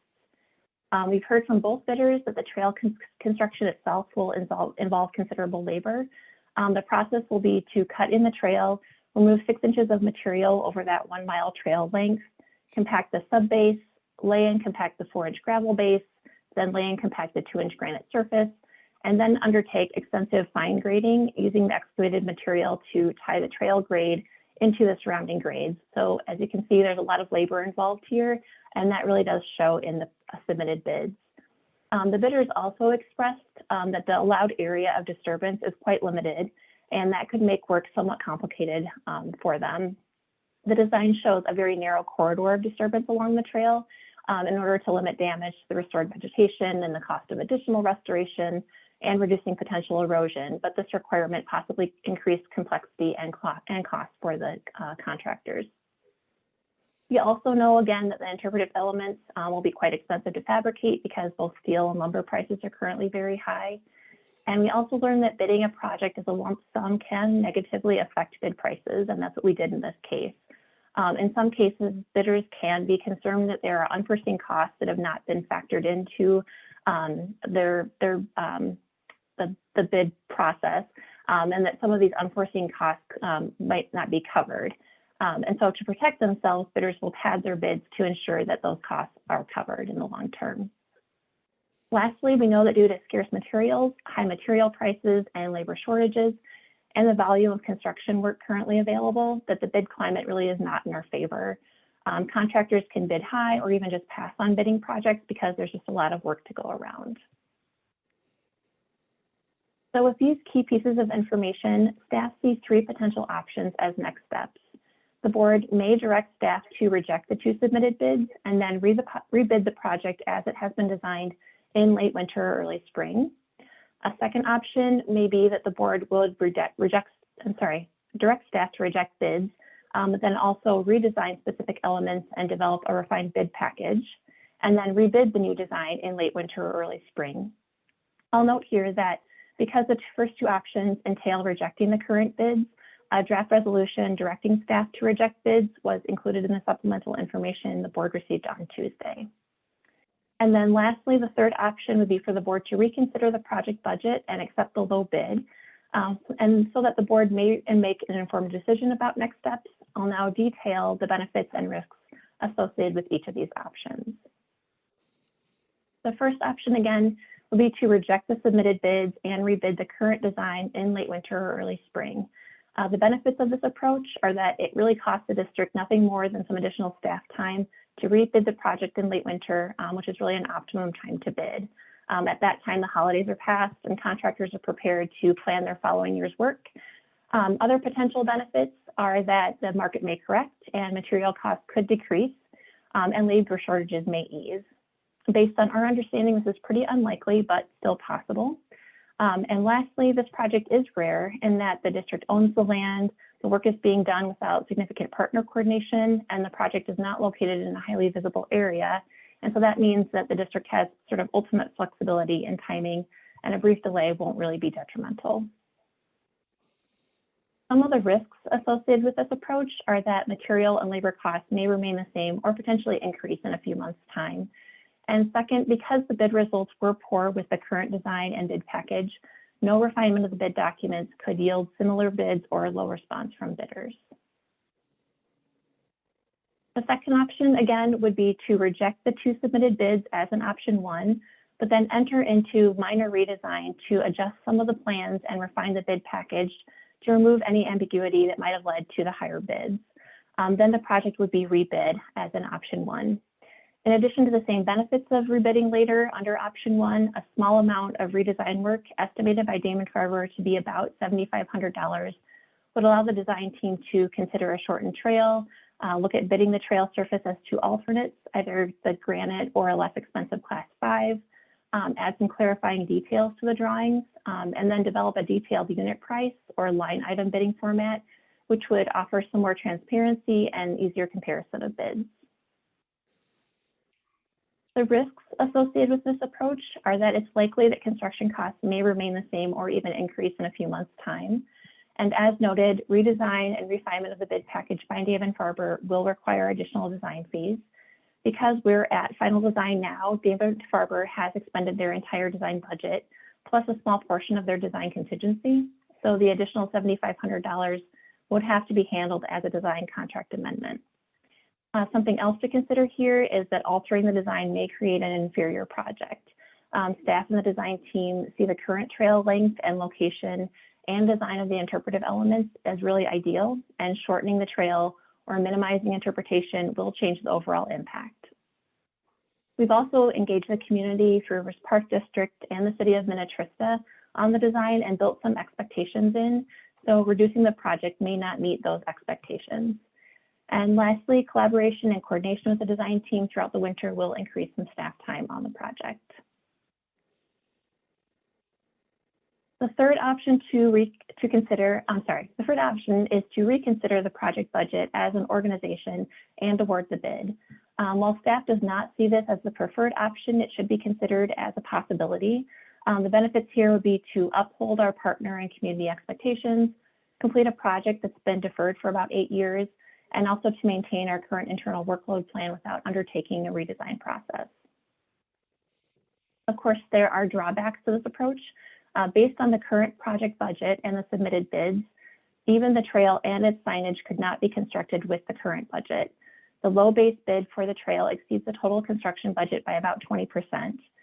The precise differences, again, between the budget and the submitted base bids can be calculated by referencing the supplemental information that was emailed to the board on Tuesday.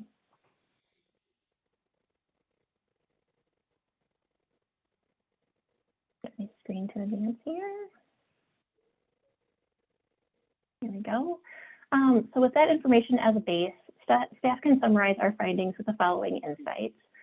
First, construction costs, including both material and labor costs, are not likely to decrease significantly. Rebidding the project as designed may yield similar bid prices.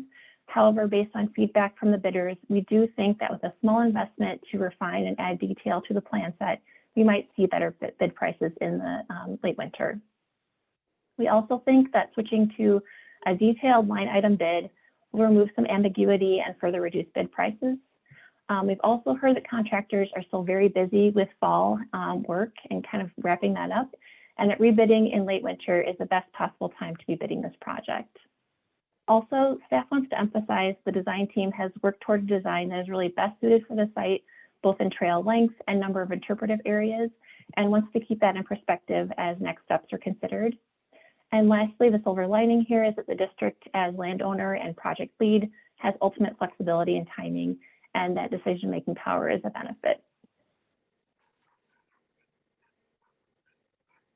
So given these insights, rejecting bids at this time and undertaking some minor redesign would likely lead to the best outcome, but we would like to facilitate a discussion now to allow the board to consider these 3 options and also be able to answer any questions that the board may have. And as the board considers the submitted bids and directs staff on next steps this evening, the board should again refer to the supplied bid tabulation. But again, because it's protected information until a bid is accepted, discussion of the bid amounts should be sort of general in nature. Although I am happy to answer any questions that the board has, so these options can be carefully considered. Thank you very much. I don't remember where I've seen the draft resolution. Is that in the supplemental material? President White, managers, yes, it is in that supplemental information. Are you able to put it up on your slide?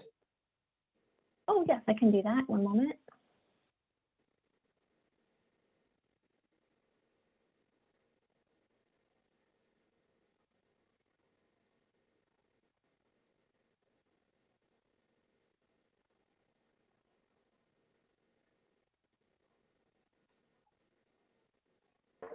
Just take me a moment to pull it up. Thank you.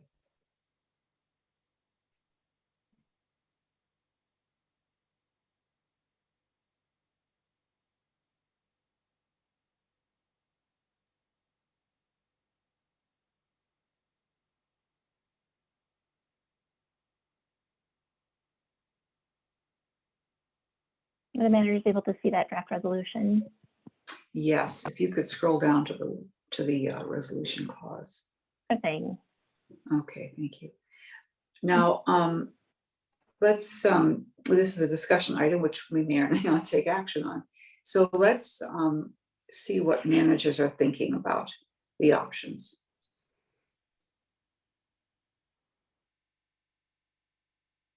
Manager Maxwell, I kind of like option 2. I think it would be good to just go back and review it, look, see what we can cut out, but at the same time, still keep the credibility with our partners that are the city that we're trying to do this in. We don't lose some credibility through the whole sewer process by just backing out of this. Thank you. Other managers? Manager Olson's raised his hand. President White. Manager Olson, go ahead. The low bidder, have we done work with them?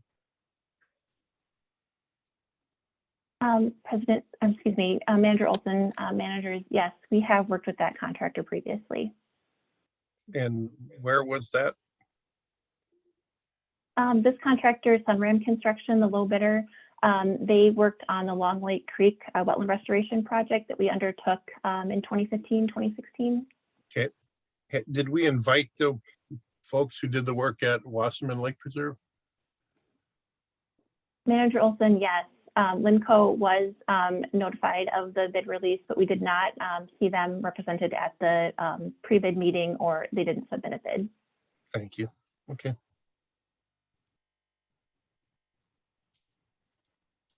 I would also say option 2. Manager Loftus has her hand raised, President White. Manager Loftus. Thank you. Do you know what we paid Damon Farber for design?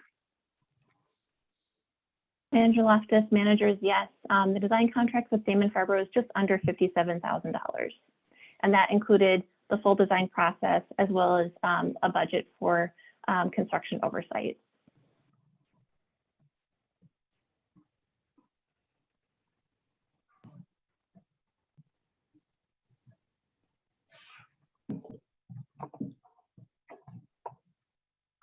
Would you reiterate option 2?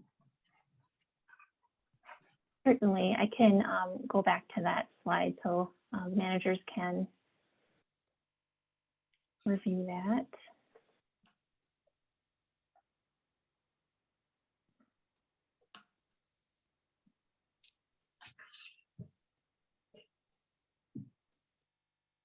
So option 2 essentially would be to direct staff to reject the bids, undertake a minor redesign process, refine the bid documents, and then rebid that new design in late winter of 2022.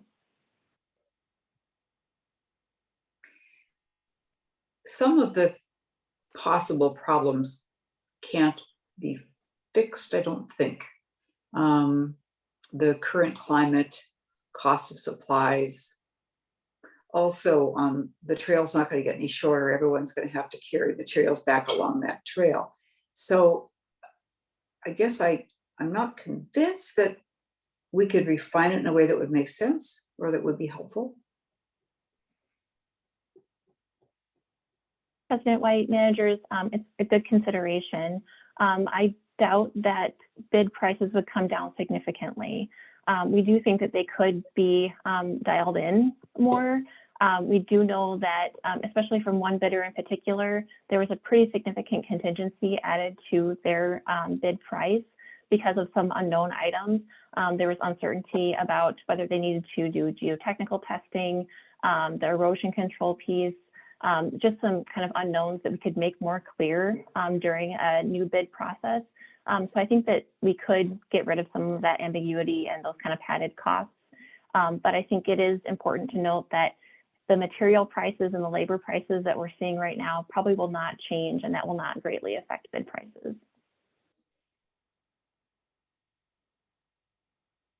Manager Miller has his hand raised. Manager Miller? My inclination would be modify the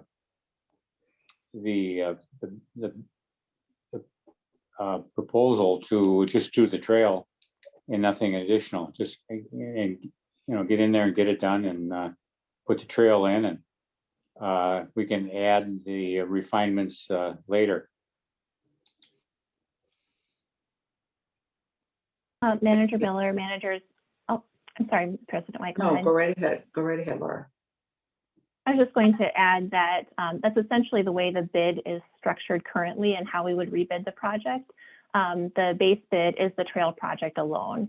The alternates are the 4 interpretive elements. So even if we went back with a rebid of the way it's structured currently, maybe use some additional alternates, we could just, if bid prices were returned and they were quite high again, we could select just to do the trail installation and defer the interpretive elements. Is the current proposal, the bid response, include the refinements? Manager Miller, if I understand your question correctly, no, we've not done any refinements to the existing plan. We just received the bids last week and are looking at sort of ways we might refine the plan set, make some clarifications, and get a better bid response, but we've not done any of that work currently. Manager Miller, were you asking if the way that we just bid the project included the interpretive elements? Right. Yeah, so to Laura's point, the interpretive elements were included as alternates and would be done so again if we refined the bids, and that would allow you to do what you had essentially just said, which is to just move forward with the trail. So that's the way it was bid the first time. There'd be some other refinements and tightening up if the board opted to reject the bids and refine and rebid. But even as those come back, you'd preserve the right to just move forward with the trail portion. Well, can we negotiate now with just the trail portion? Manager Miller, managers, the current project budget would not cover the bidded cost of the trail construction. The board would have to move forward with it. I didn't catch that. What? We could not currently move forward with the trail construction as bid. The current project budget is short of the bidded price for the trail construction. I understand that, but my idea would be just to move ahead just with the trail alone and have that done, and we can revisit the other elements later on.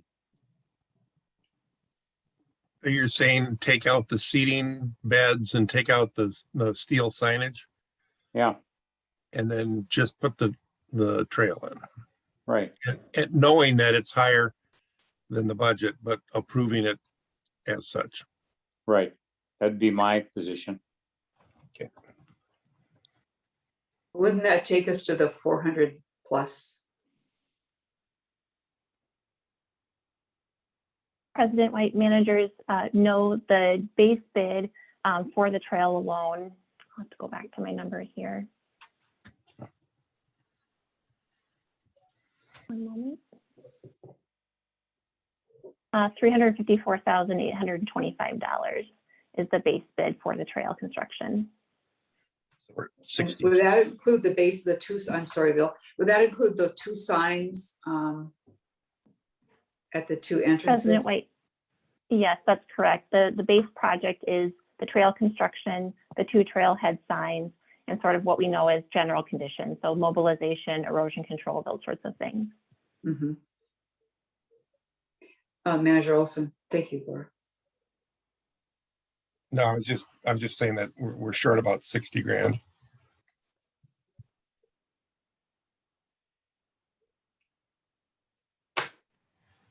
Well, for discussion purposes, let me move approval of the basic trail without any of the improvements, accepting the low bid. At the current, the bid that we've already received. Right. Would the, you said you moved it, but would the correct process be for us to direct staff to return with a resolution to that effect? President White, managers, if I may, I believe that might be a helpful next step, considering there is a lump sum bid that includes a variety of assumptions, including additional costs that were not identified, that, you know, we would want to have a conversation, to Manager Miller's point, with the contractor around the details of the low bid, and that there isn't some sort of you know, unknown cost that's baked into an assumption on a total bid versus a base bid. And so we could certainly get that level of detail and return back with a resolution to that effect. Thank you.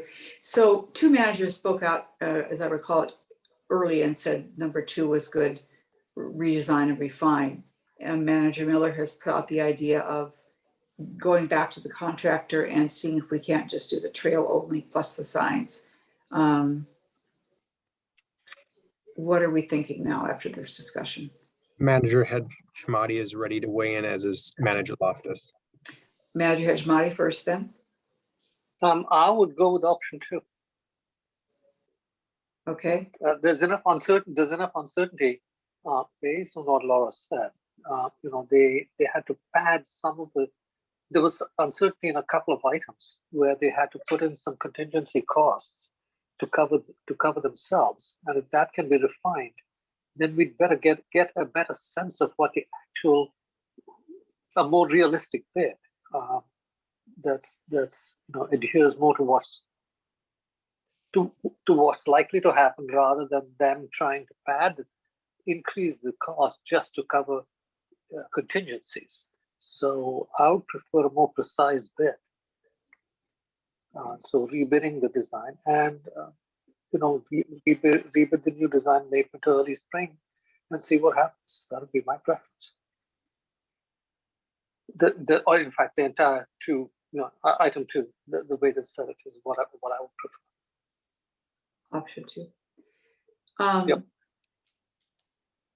Manager Olson saying yep.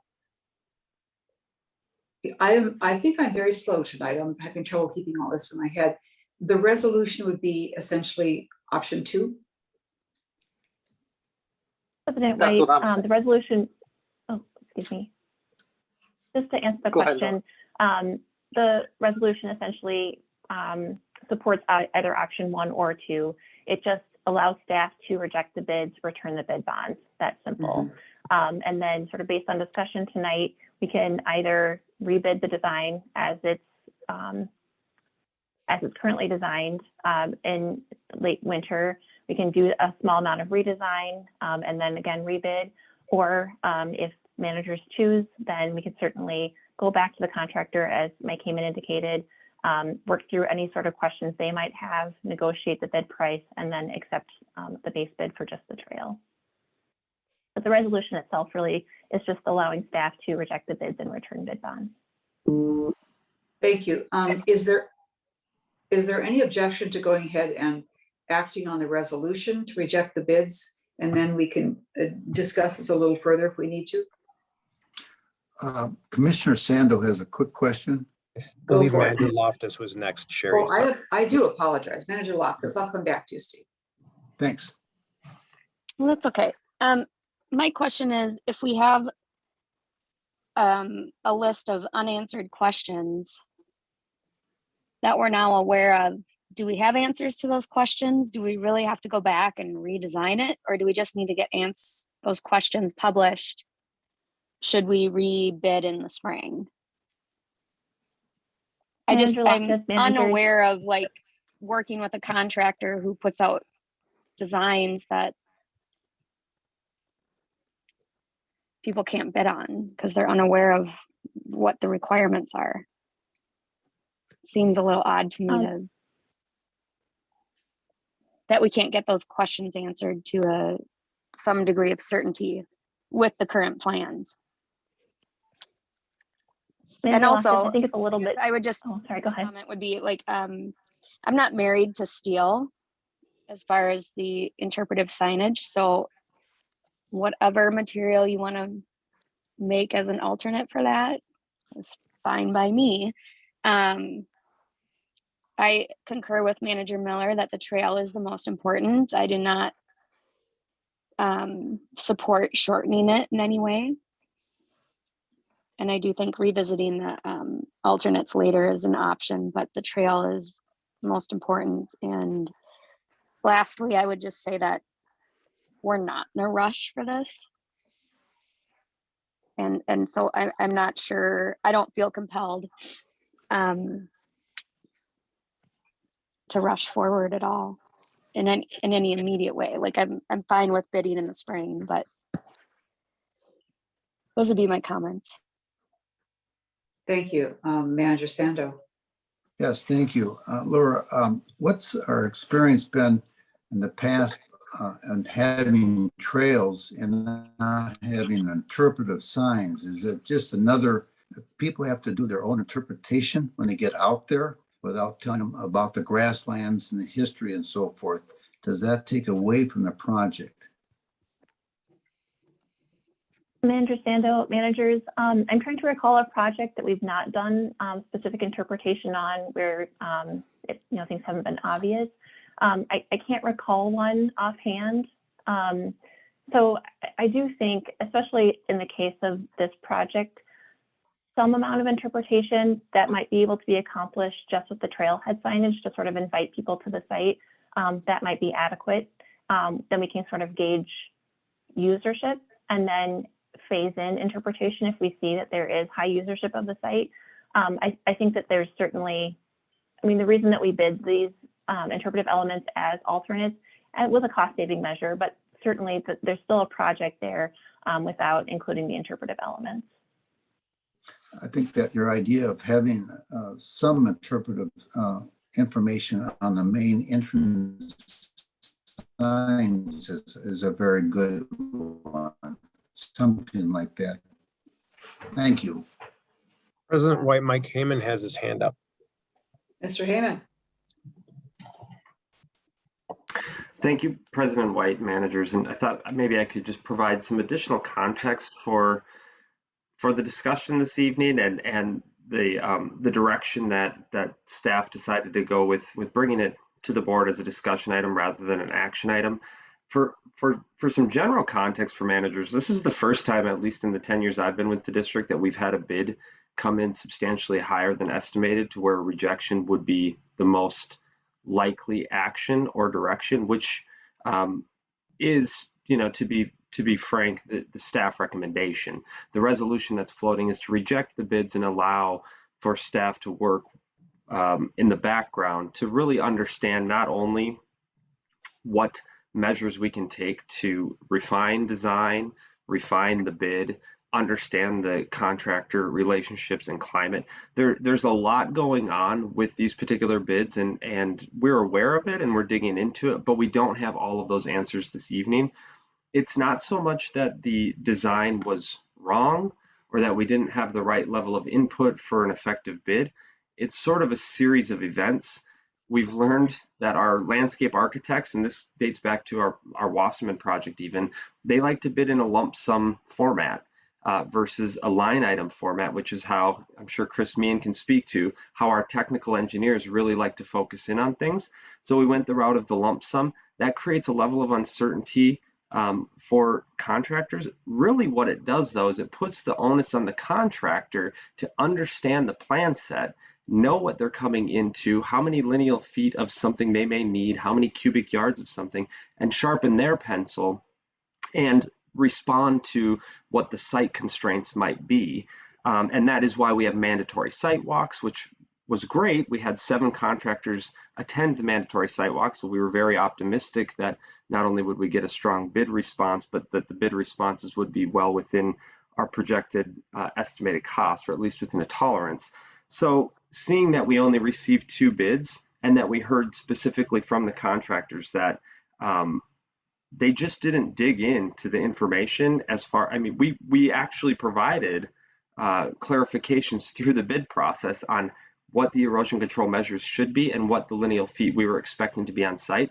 Neither one responded to that actual clarification and bid it much higher than we would have anticipated. So I think it's sort of a perfect storm, a variety of things, whether it's a lack of clarity on some of the line item, which we can refine.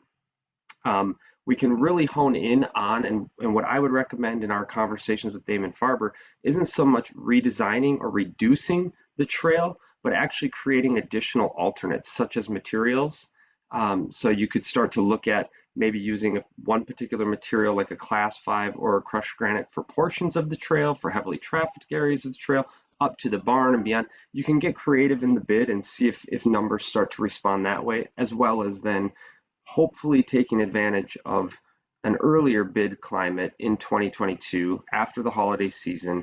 We had hoped that by providing the flexibility for contractors to bid for a project in 2022, that would naturally reduce their costs, knowing that they would be teeing up one of their first projects.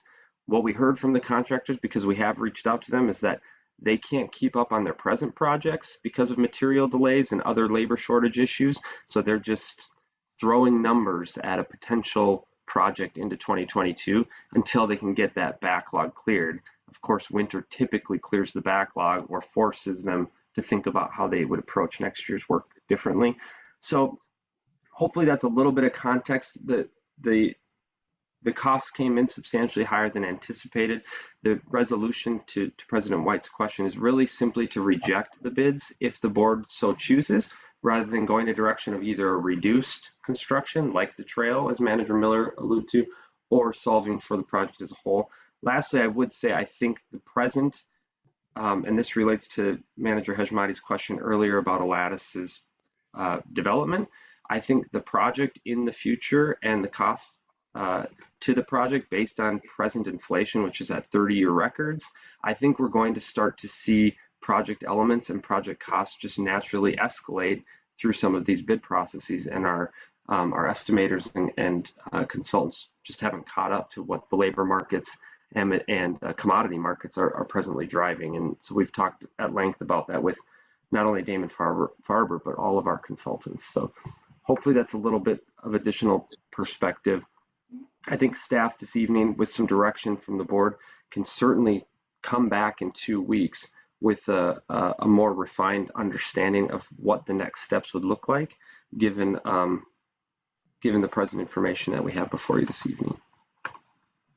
Thank you, Mr. Heyman.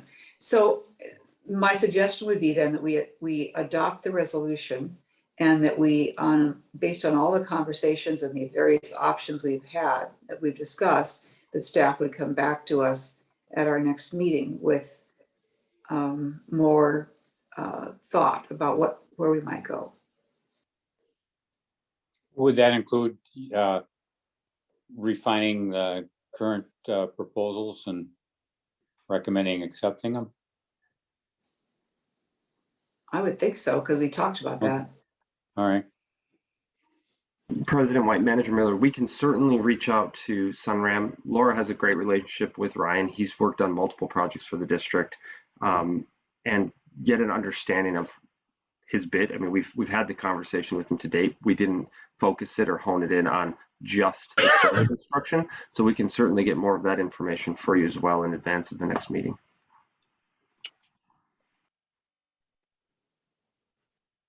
that sound adequate, Manager Miller?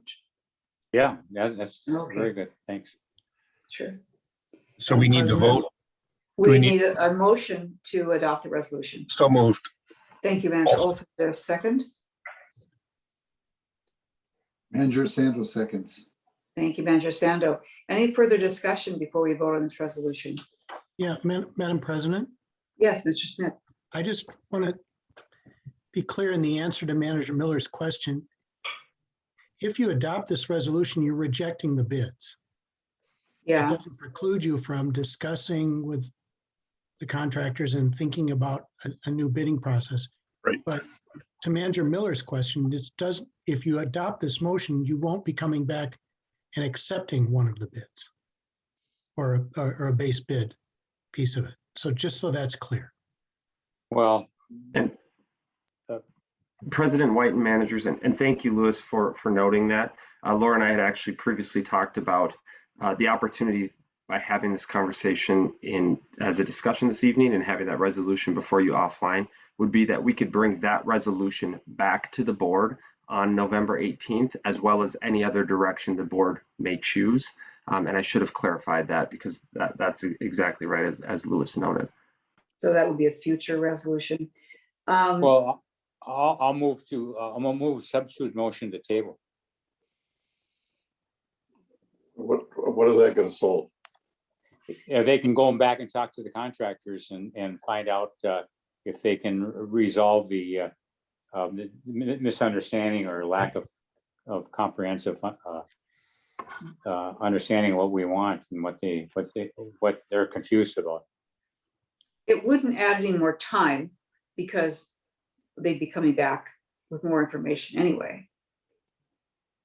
But it would leave our options open of not rejecting the bid. President White, Um, managers, I'll just note that the bid prices are good for 60 days, so we're not under a time constraint to accept or reject them at this time. Okay, thank you. There is a motion to replace the motion. I don't think it was, does it need a second tabling? I It should. don't know. Mr. Smith?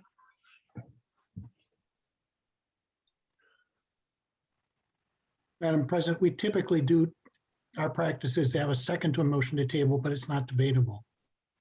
I see. Thank you. Is there a second to the motion to table? Heshmati, second. Thank you, Manager Hajmati.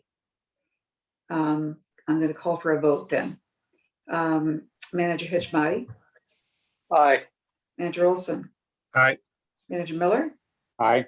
Manager Maxwell, No, Manager, you said no. Manager Loftus, Aye. Manager Sando, Aye. Manager White votes aye. 6-1, the motion carries. President White, Yes.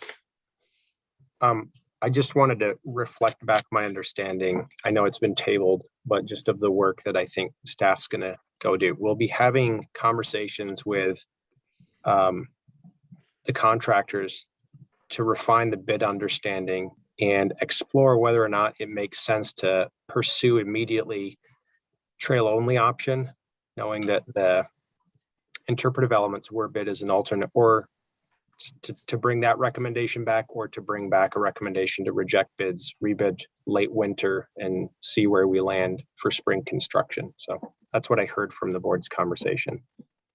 How about line item bid? That would be if we refined it. Yep, Yeah. we're gonna go have conversations to see if we can eliminate any ambiguity in this lump sum approach.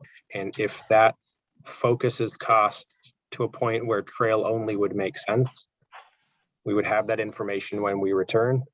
And if not, we would be able to frame how we're proposing to reject bids, and rebid, but shoot for the same construction schedule in spring. And so those options will be explored, and that's what will come back. Thank you. Managers, does that comport with your thoughts? Yep. Okay, Sounds great. good to me. All It right. does for me. That sounds good. That took so long. Thank you very much, Laura. Thank you. And then we can go to the administrator's report, Mr. Whisker.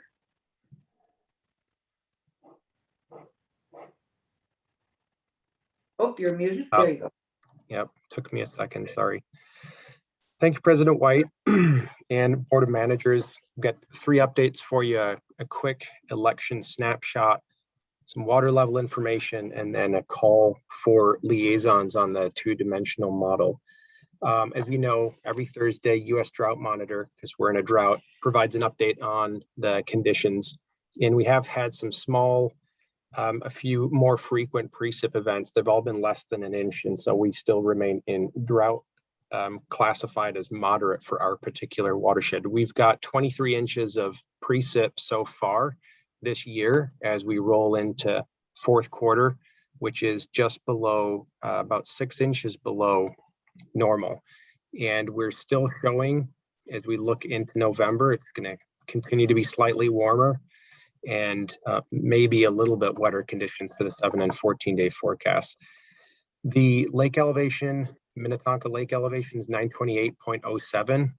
That's half a foot, 6.3 inches below 928.6, the run out. And so the dam's been closed since July 21st and has now been officially winterized on Wednesday, November 3rd, with the Minnetonka Public Works crew. So that you're going to see communications forthcoming on that will go out about the dam closure to our partners and communities next week.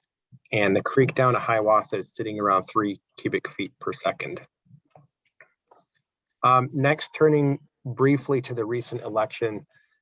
As we've done in past years, staff's going to be assembling a summary of election results and how those results might relate to our project and policy interests across the district, as well as how it might inform some targeted outreach and engagement efforts in the first half of 2022 to make sure our new elected officials are welcome to the district and understand watershed's priorities and how those connect with their communities. Pending that broader scan, I will make just a quick note here that in Hopkins, where we spent a considerable amount of time this evening talking about 325 Blake Road, cornerstone project, 3 out of 5 of the council members will be new in January 1st. So a major turn over there in the city council.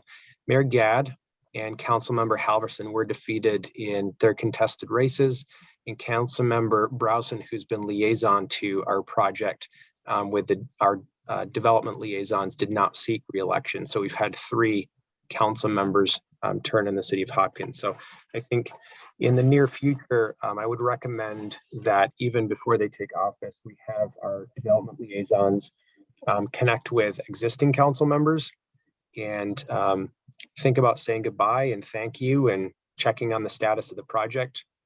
And then doing some targeted outreach to those incoming council members to make sure they hit the ground running on our project. Finally, I just want to circle back to see if there's any board members interested in serving as a liaison to the 2D modeling effort. I did send an email earlier today on the topic just to kind of frame the issue. As a brief recap, I think it was October 7th, the board had authorized the release of an RFP for the pilot phase of the 2D model build. And at that time, I think it was Manager Hejmati had inquired into the potential need for board liaisons to the project, given its long range significance and just the scope of work.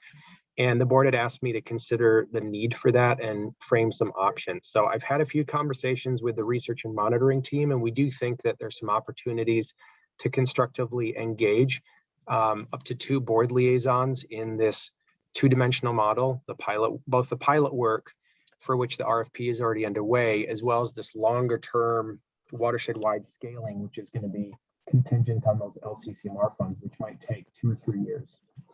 So briefly to talk about the project, so folks that volunteer know what they're getting into. The 2D pilot model is intended to really just map the risks associated with scaling up to the watershed-wide model. So that's why it's a pilot. We're going to use the lessons learned from this initial process that we're working on with the city of Edina to inform our plan of attack for the watershed-wide model. And so the major elements in the short term for the pilot that were outlined in the RFP is we're going to develop an evaluation framework to screen different model technologies. We have to map out our workflow for getting geospatial data out of cities and into this model automatically. We're going to build 2 different model systems, and we're going to run some initial scenario analyses. So we're actually going to put the models to work in different subwatersheds and see what they can do. And then that'll all get stitched together with that evaluation framework, and there'll be final reporting on that project, the lessons that we've learned that will immediately drive the scaling to watershed wide. So I mentioned a key part of that work is going to involve Edina, so we'll be engaged with them and their staff that was established in an MOU back in August. In terms of liaisons and how 2 liaisons might plug in or add value, we always use liaisons to help maintain a situational awareness for the board, to make sure that they're a little bit closer to the work and can report back if they're seeing positive things, concerns, issues. More specifically, we'd think about the liaisons engaging with staff immediately around the recommendation of a consultant through the RFP process. So working with us to understand the RFPs. We want to make sure that the liaisons are helping us maintain clarity on the differences, but the connections between this pilot work, the pilot 2D model, and the full watershed wide scale, and understanding how one leads into the other. Obviously, project management, so tracking and providing feedback on the deliverables at key sections of the project, as well as the status, the budget, and the timeline, and making sure that we're in sync as we come back to the board. I think the big thing is the foresight and the forecasting. So the board liaisons might be able to help staff think forward about risk points associated with scaling this thing up with the LCCMR funds to all 29 communities across the watershed, and think forward as well and provide input on how we might conduct our outreach, engagement, or relationship management when we do that work. And when we scale up, we're going to be involving 2 counties, all of our communities, to some degree, the Metropolitan Council. So thinking about the risks of doing that and how we're going to manage those connection points with our communities. That's sort of a smattering of how the liaisons might be plugged in and add value. I think the most immediate short-term next step, if we have a couple of volunteers, would be meeting with staff and getting plugged into the RFP process, which, as I mentioned, is underway. I believe the deadline for proposals was actually 5 p.m. End of business today. So just a brief recap, background on where we've been and what we're thinking about the project and some of the opportunities if liaisons were interested. And then I turn it over to you, President White, to see if board members have any questions or if they want to raise their hand and volunteer. And I see we've got our first volunteer. Manager Miller's raised his hand.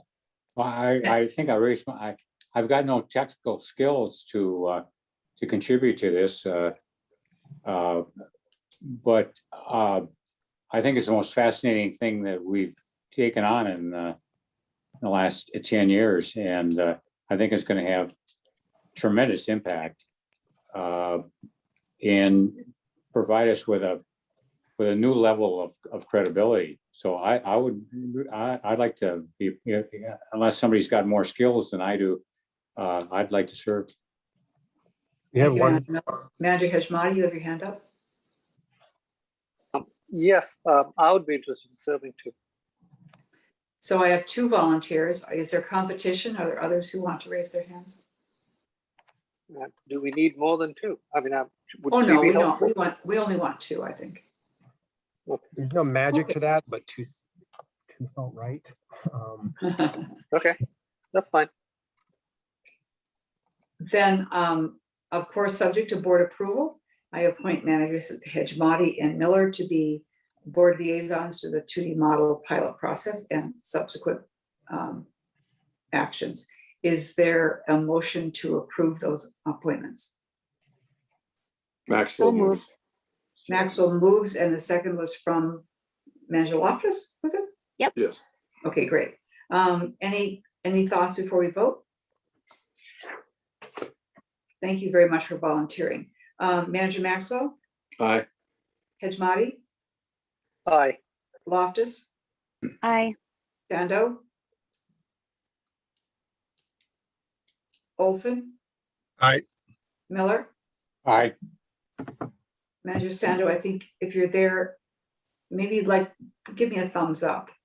I don't know if we can count that, Manager Smith, but great. Liaisons are There he is. appointed and Yeah, confirmed. he's, Oh, Manager Sando, your vote. Aye. Thank you. Thank you. Thank you, Dick and Arun, very much for agreeing to serve, and thank you, Mr. Whisker, for having sitting down with staff and working out a program. That's great. If that is the end of your report, It is. then the meeting is adjourned. I do apologize for being a little sluggish this evening. I think I need sleep. Good job. Good night, everybody. Yeah, good night. Good night. You did a great night, job, everybody. Sherry. It was a good meeting.